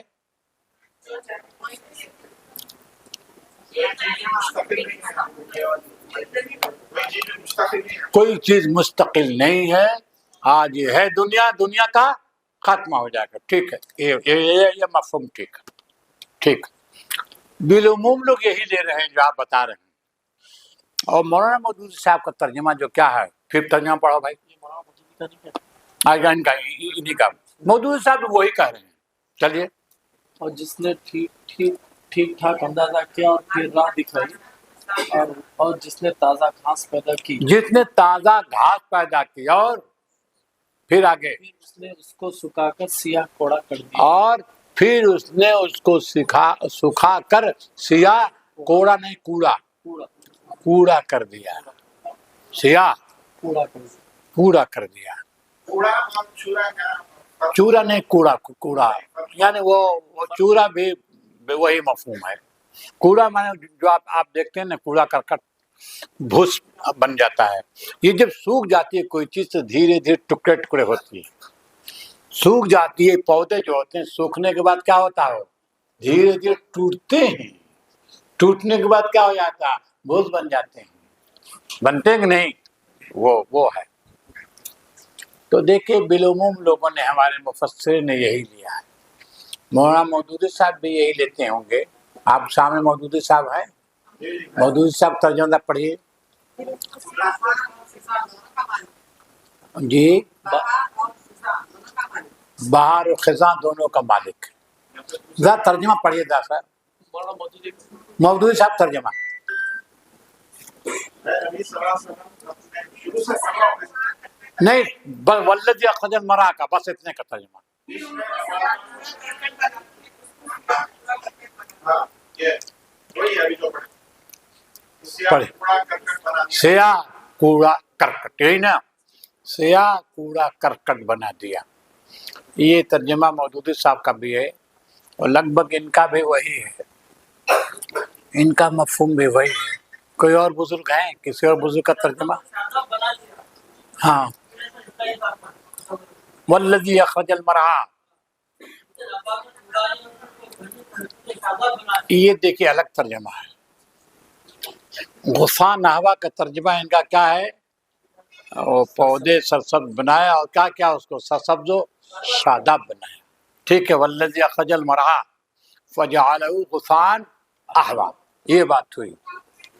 اب دیکھیے دونوں تفسیروں میں فرق ہو گیا۔ ان لوگوں کی تفسیر کیا ہے؟ بنایا اور پھر یہ دنیا کیا ہو جاتی ہے؟ کوڑا کرکٹ ہو جاتی ہے۔ دنیا ایسی چیز نہیں کہ اس سے دل لگا جائے، یہی بات ہوئی نا، اس کو انسان چھوڑ کر چلا جائے گا۔ انہوں نے جو ترجمہ کیا اس کا مطلب کیا ہے؟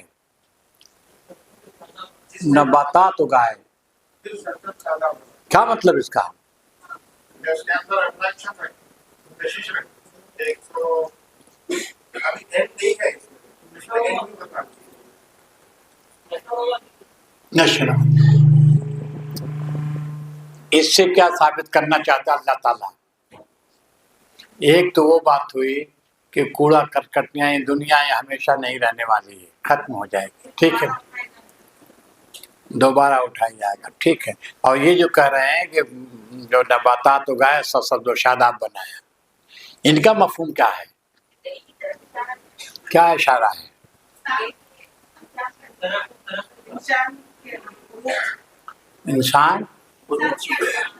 انسان کے انجام،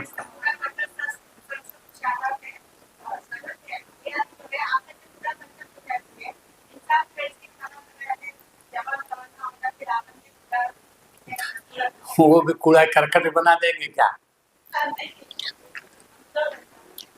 ٹھیک ہے، ٹھیک ہے، ٹھیک ہے۔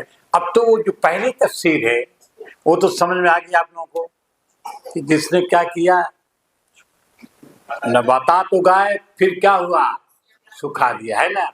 جیسا کہ آپ دیکھتے ہیں دوسری جگہوں پہ ہے کہ کھیتیاں لہلائیں پھر کیا ہو گئی؟ وہ حطامہ لفظ ہے نا، فجعلنا حطامہ، پھر اس کو ہم نے کیا بنایا؟ کوڑا کرکٹ بنا دیا یا بھس بنا دیا، یہی کہتا حطام۔ یہ ہوئی ایک بات، یہ ہوئی۔ دوسری بات جو ان کی تفسیر ہے مولانا امین حسن اصلاحی کی، ٹھیک ہے نا۔ اب یہ ان کا مفہوم کیا ہے؟ اب دیکھیے، والذی اخرج المرعی وہی ہے جس نے نباتات اگائے، فجعلہ پھر اس کو کیا کیا؟ نہایت غصہ کہتے ہیں، دیکھیے دو معنی اس کے آتے ہیں، غصہ کے دو معنی، ایک معنی وہی جو ہمارے مفسرین لے رہے ہیں، کیا؟ کوڑا کر، وہ معنی بھی ہے۔ دوسرا معنی ہے نہایت سرسبز و شاداب کے معنی بھی آتے ہیں، غصہ کے۔ سمجھ میں آئی بات؟ غصہ کے نہایت سرسبز و شاداب۔ اب اس مفہوم سے کیا بنے گا؟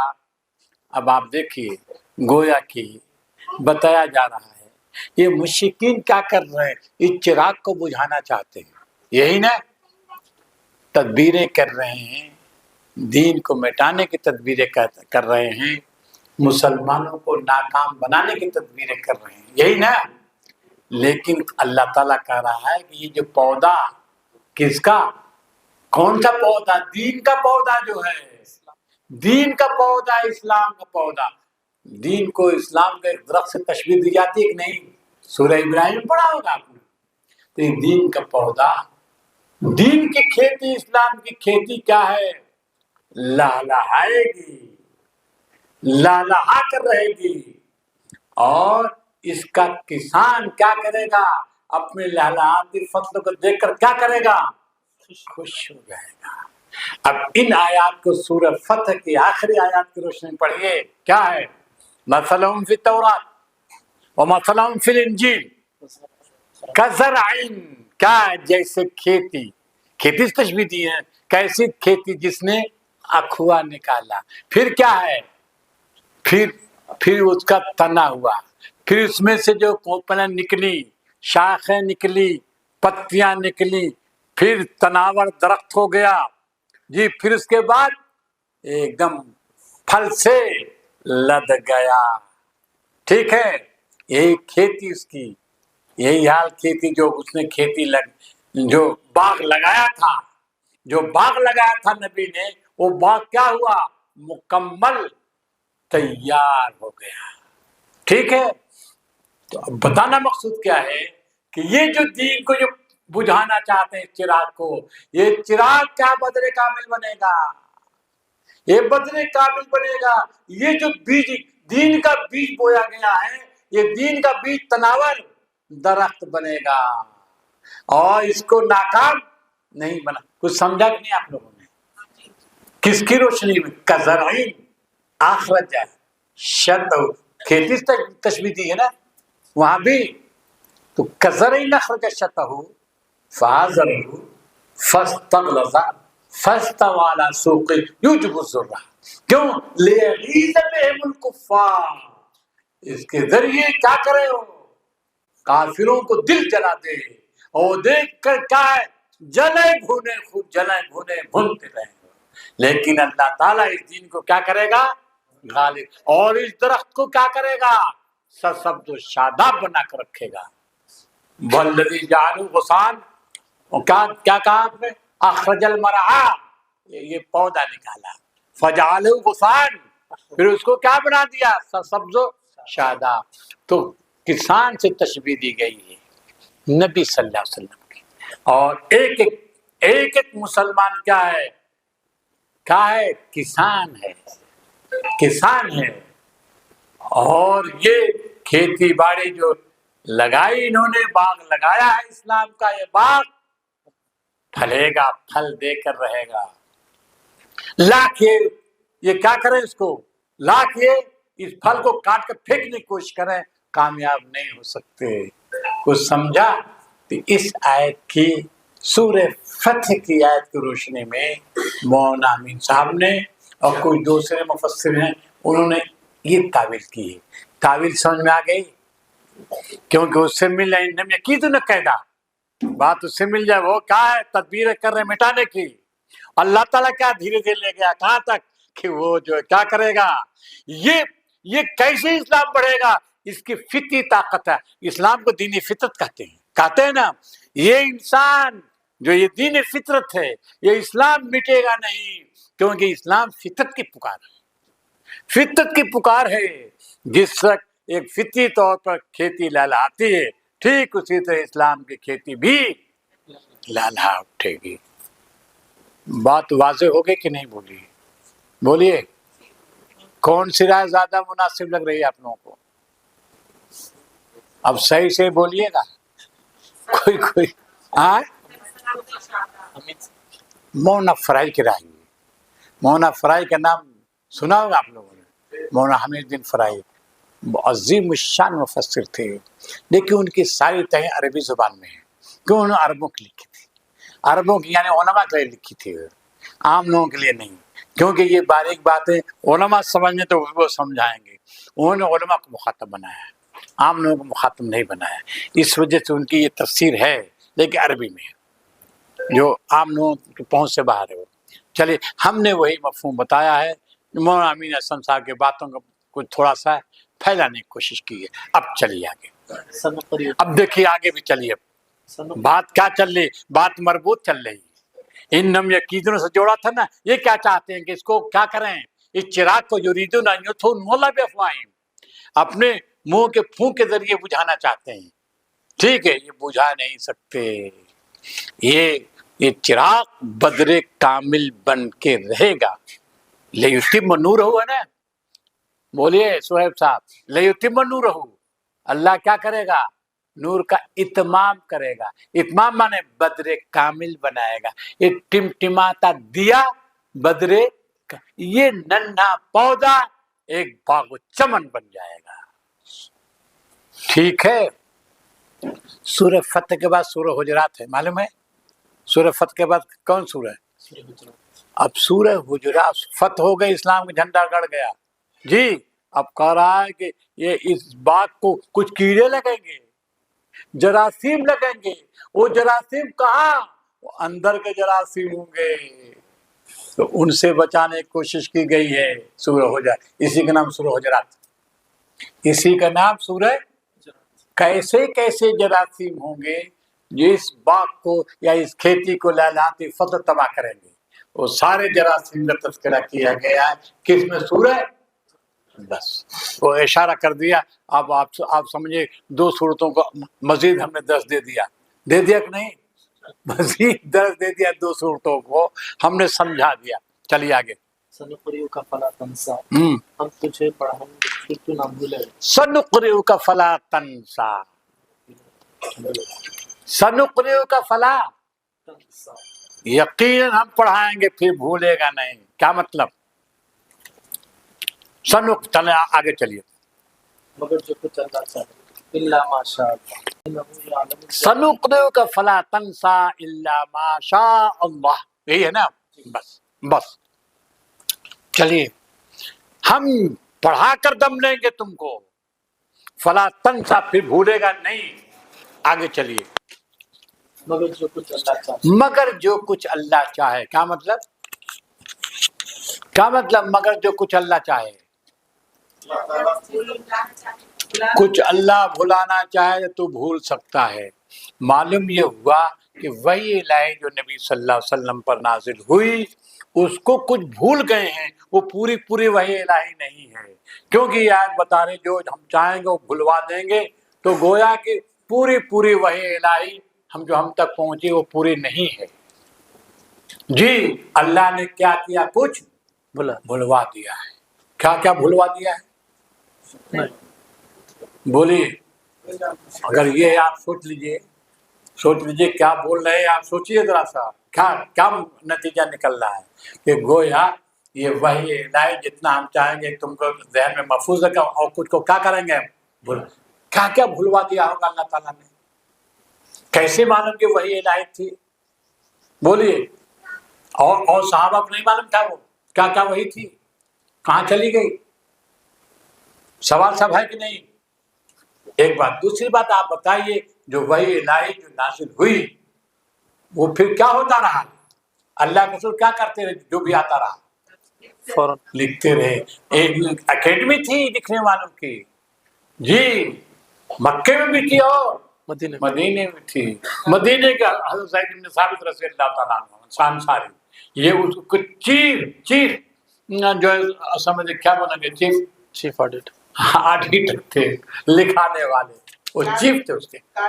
ہاں کاتب ہے. ارے کاتب وہی. ہم نے کہا انگریزی کوئی لفظ بتا دیجئے. چیف استعمال کیا کیونکہ انہیں کی نگرانی میں. سمجھ میں آئی بات؟ تو اب آپ یہ بتائیے کہ کیا کچھ وہ پوری کتاب نہیں ہے، کچھ بھلوا دی گئی ہے؟ مستشرق جو کہتے ہیں کہ جھوٹ ہے، بالکل وہ کتاب نہیں جو محمد پر نازل ہوئی. تو گویا کہ کچھ نہ کچھ بھول ہو گئی ہے، بھلوا دی اللہ تعالیٰ نے. یہ تو ہاں ٹھیک ہے، نبی صلی اللہ علیہ وسلم خود نہیں، اللہ تعالیٰ نے بھلوا دیا. تو اب دیکھیے یہ باتیں ہو رہی کہ نہیں؟ کچھ سمجھ میں آ رہی ہے آپ کو بات دیکھیے غیر مربوط ہو جا رہی ہے، غیر مربوط بات ہو جا رہی ہے. اب کیا مطلب اس کا ہے؟ اللہ ما کا ترجمہ کیا کیا انہوں نے؟ مگر جو اللہ چاہے. جو کچھ اللہ چاہے. ماں کون سا ہے؟ کچھ عربی جانتے ہیں آپ لوگوں میں؟ نہیں. کوئی نہیں جانتا. آپ میں کوئی عربی جانتا ہے اس میں؟ ماں کے معنی کیا ہے؟ جو کچھ. ماں کا معنی آپ بتائیے.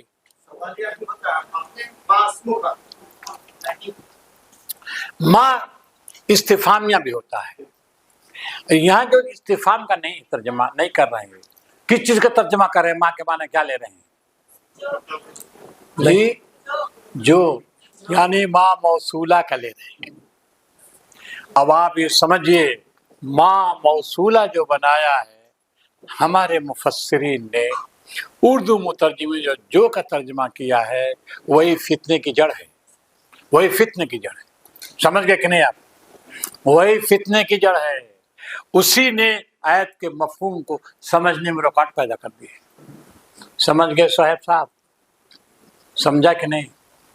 अब इसको समझाने के लिए बहुत देर लगेगी, बहुत देर लगेगी समझाने के लिए। अब्दुल रहीम साहब देर लगेगी कि नहीं? हाँ, अब हमको बताए कि कितनी देर बाकी है।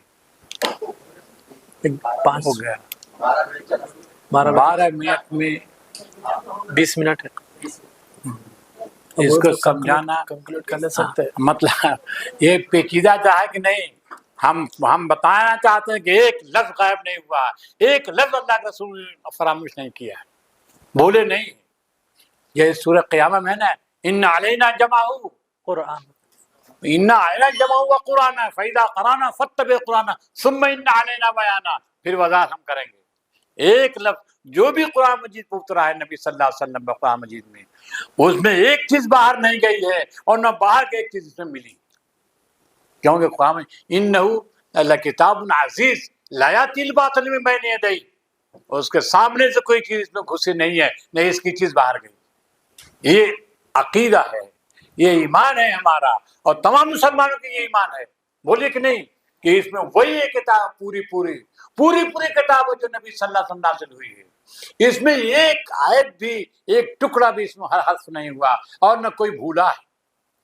बोलिए, कुछ भूल नहीं हुई है।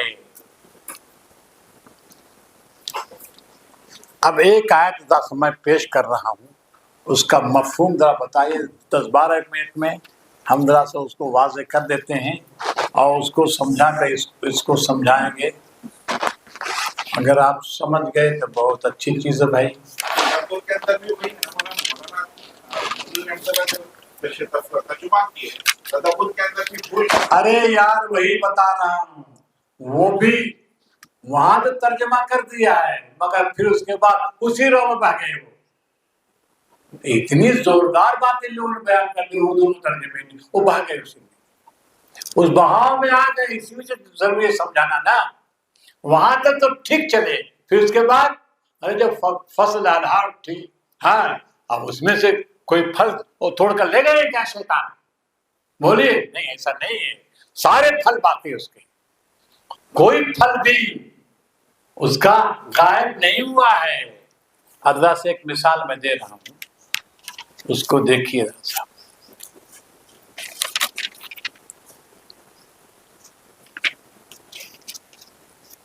इसको पढ़ो तुम जरा सा, वहाँ जो कौमात शिब्न बिल्लाह इशारा हुई, उसका तर्जुमा पढ़ना। मैं कसीर के अंदर भी वही मामला, ये अरबी मुफस्सिरीन ने भी ये किया है, वहाँ भी गड़बड़ी है, समझ लीजिए आप। वहाज्जहु कौमुहु क़ाल तुहाज्जूनी फ़िल्लाहि वक़द हदान वला अख़ाफ़ु मा तुशरिकून बिही इल्ला अन यशाअ रब्बी शैअन हाँ, वसिअ रब्बी कुल्ल शैइन जोर से पढ़ो, जरा जोर से पढ़ो और तर्जुमा पढ़ो जोर से। वहाज्जहु कौमुहु, वहाज्जहु कौमुहु, इब्राहिम के कौम ने इब्राहिम से झगड़ा किया। क़ाल तुहाज्जूनी फ़िल्लाह, इब्राहिम ने कहा क्या तुम मुझसे झगड़ रहे हो अल्लाह के सिलसिले में? वक़द हदानी, जबकि हमको अल्लाह ने हिदायत से नवाजा। उसके बाद क्या है? वला अख़ाफ़ु मा तुशरिकून बिही, मैं नहीं डर सकता तुम्हारे उन मामूदों से जिनको तुम अल्लाह के ज़ातो सिफ़ात में शरीक ठहराते हो। आगे इल्ला अन यशाअ रब्बी, चलिए आगे। इल्ला इशारा में तर्जुमा रब्बी शैअन, इल्ला इशारा रब्बी शैअन,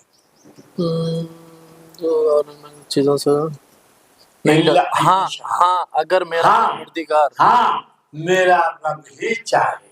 देखिए वही इल्ला आ गया, मसला इल्ला का है। किसका है? मसला इल्ला का। हाँ मेरा रब चाहे, क्या मतलब? मेरा रब चाहे तो मैं डर सकता हूँ क्या? अल्लाह चाहे तो मैं डर सकता हूँ? اللہ یہی چاہے گا کہ ابراہیم ڈرے؟ بتائیے ذرا سر، سوال ہمارے سامنے آیا، کہہ رہے ابراہیم علیہ السلام اللہ، ہاں میرا رب چاہے، کیا مطلب میرا رب چاہے تو تمہارے معبودان سے میں ڈر سکتا ہوں، ڈر جاؤں گا، یا رب یہی چاہے گا؟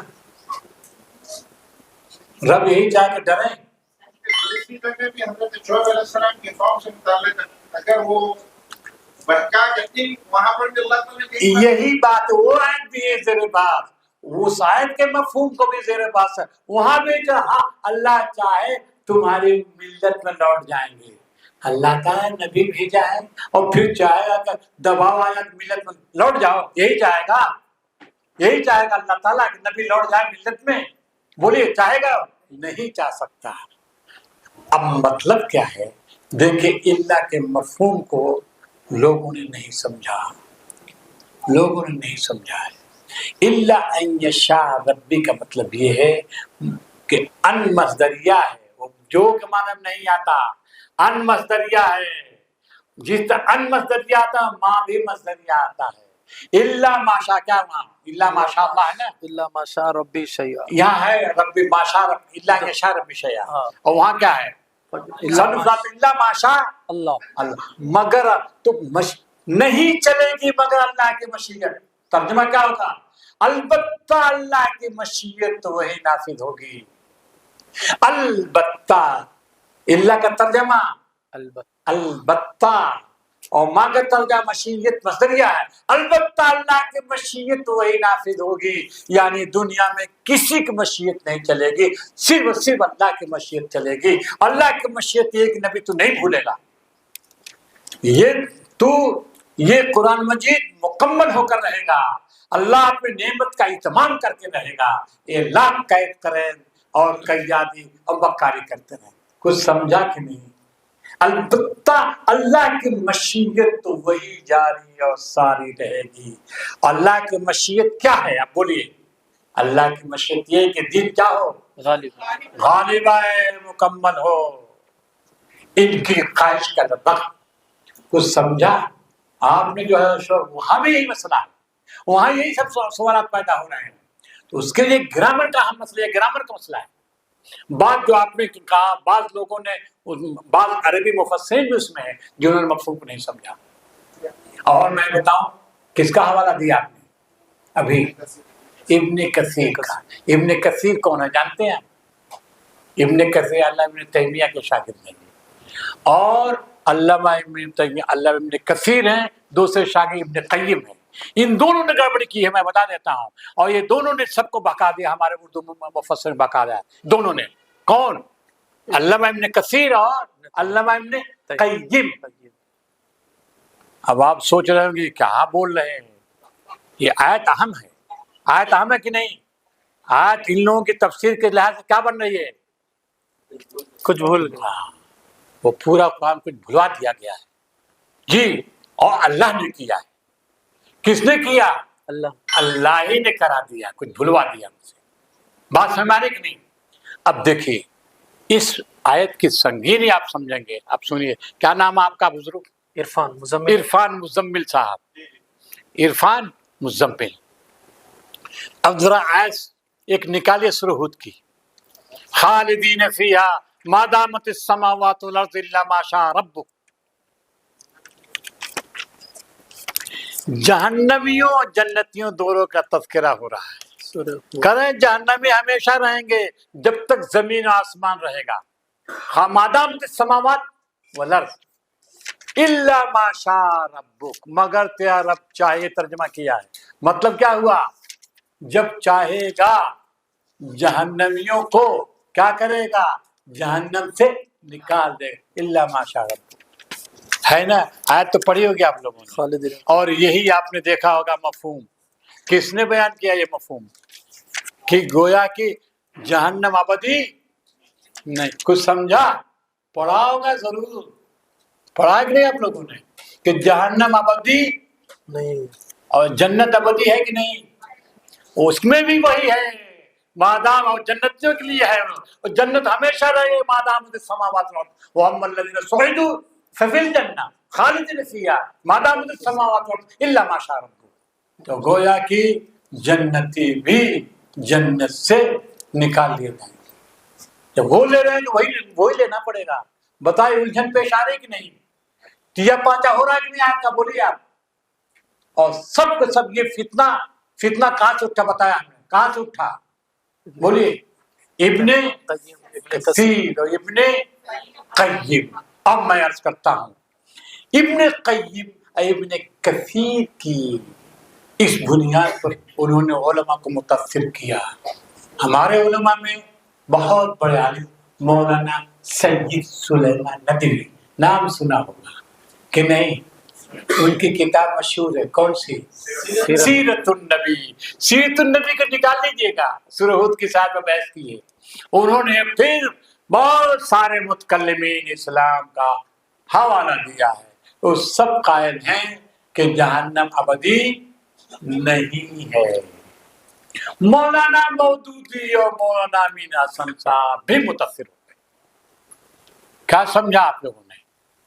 اب سورہ ہود والے آیات کو نکال لیجیے، مولانا امین حسن اصلاحی کی بھی تفسیر پڑھیے اور مولانا مودودی کی بھی تفسیر پڑھیے۔ ان دونوں بزرگوں نے بھی وہی لکھ دیا جو مولانا مودودی اور مولانا سید سلیمان ندوی نے لکھا، اور ابن قیم کے حوالے سے لکھا ہے۔ سمجھ گئے کہ نہیں؟ ابن قیم کا حوالہ دیا ہونا، اور ابن قیم کے بعد تو سمجھے کہ ایک فہرست، لمبی طویل فہرست ہے علماء کی، جو کہتے ہیں کہ یہ جو جنت یہ جہنم ہمیشہ نہیں رہے گی۔ کچھ سمجھا کہ نہیں؟ آپ لوگوں کو یہ بات بڑی انوکھی لگ رہی ہے، میں دیکھ رہا ہوں آپ بہت تعجب کر رہے ہیں، سوچ رہے ہیں کہ ارے مودودی صاحب پر تنقید، سید سلیمان ندوی پر تنقید، اور پھر اوپر ان کے کس پر؟ کیا کیجیے گا، اہم آیت ہے یہ، اہم آیت ہے یہ، اور عقیدے کا مسئلہ پیدا ہو رہا ہے۔ لیکن میں عرض کروں کہ جب مودودی صاحب اور مولانا امین حسن صاحب دونوں جب سورہ نبا کو خالدین فیہا احقابہ ہے نا، لابثین فیہا احقابہ، لابثین فیہا احقابہ، تو یہ دونوں بھول گئے کہ ہم نے سورہ ہود میں کیا لکھا تھا، اور وہ عام جو لوگوں کا ہے وہ ہمیشہ جہنم میں رہیں گے۔ اب آپ پڑھ ڈالیے کیا لابثین فیہا احقابہ، اور خود مودودی صاحب نے اپنے اوپر تنقید کی ہے، اور ان کو پتہ نہیں ہے کہ یہ تنقید ہم پر ہو رہی ہے۔ کچھ سمجھا کہ نہیں آپ لوگوں نے؟ آپ سوچ رہے ہیں کہ آپ نے سمجھا ہوگا کہ مودودی صاحب سے غلطی نہیں ہو سکتی، کیونکہ وہ انسان ہے نہیں، فرشتے، اور مولانا امین صاحب کو غلطی نہیں ہو سکتی۔ ہاں غلطی ہو سکتی ہے نا، یہ سمجھ۔ اور البتہ ان کو ٹریک پر ڈالا ہے مولانا سید سلیمان ندوی نے۔ سید سلیمان ندوی کے ٹریک پر ڈالا کس نے؟ اس ٹریک پر کس نے؟ ابن کثیر۔ اور کیونکہ آپ نے اللہ ابن کثیر کا حوالہ دیا تو میں سمجھ گیا بات کو کہ کیا ہے، یہی تو اصل ہے۔ تو کچھ سمجھا آپ لوگوں نے؟ اب وہاں مطلب ہے وہ اس میں ہمیشہ، جب تک یہ زمیانے یہ ہمیشہ رہیں گے، اور کسی کی مشیت نہیں چلے گی صرف اللہ کی، الا ماشاء، جو کا ترجمہ ہے نہیں مگر وہ جو کہاں سے، ما مصدریہ، یعنی اللہ کی مشیت، کسی کی مشیت نہیں چلے گی، صرف اللہ کی مشیت چلے گی، اللہ کی مشیت۔ یہ کفار اور مشرکین ہمیشہ جہنم میں رہیں گے، اور جہاں جنت کے لیے جنتی ہمیشہ جنت میں رہیں گے، کسی کی مشیت نہیں چلے گی، صرف اللہ کی مشیت چلے گی۔ اللہ کی مشیت یہی ہے کہ جنتی کتنے ہمیشہ جنت میں رہیں۔ یہ مفہوم ہے آیت کا۔ کچھ سمجھا کہ نہیں آپ لوگوں نے؟ تو آپ اس آیت کو بھی تب یہ سمجھ میں آ جائے کہ یہاں وہ جو سب میں اہم، یعنی جو تعویل کا رخ بدل جا رہا ہے، کس کی؟ اللہ کی وجہ سے، اللہ کی وجہ سے۔ اور یہ اللہ کے بعد جو ماں آ رہا ہے اس کا مفہوم نہ سمجھ۔ ماں کو کیا سمجھ لیا لوگوں نے؟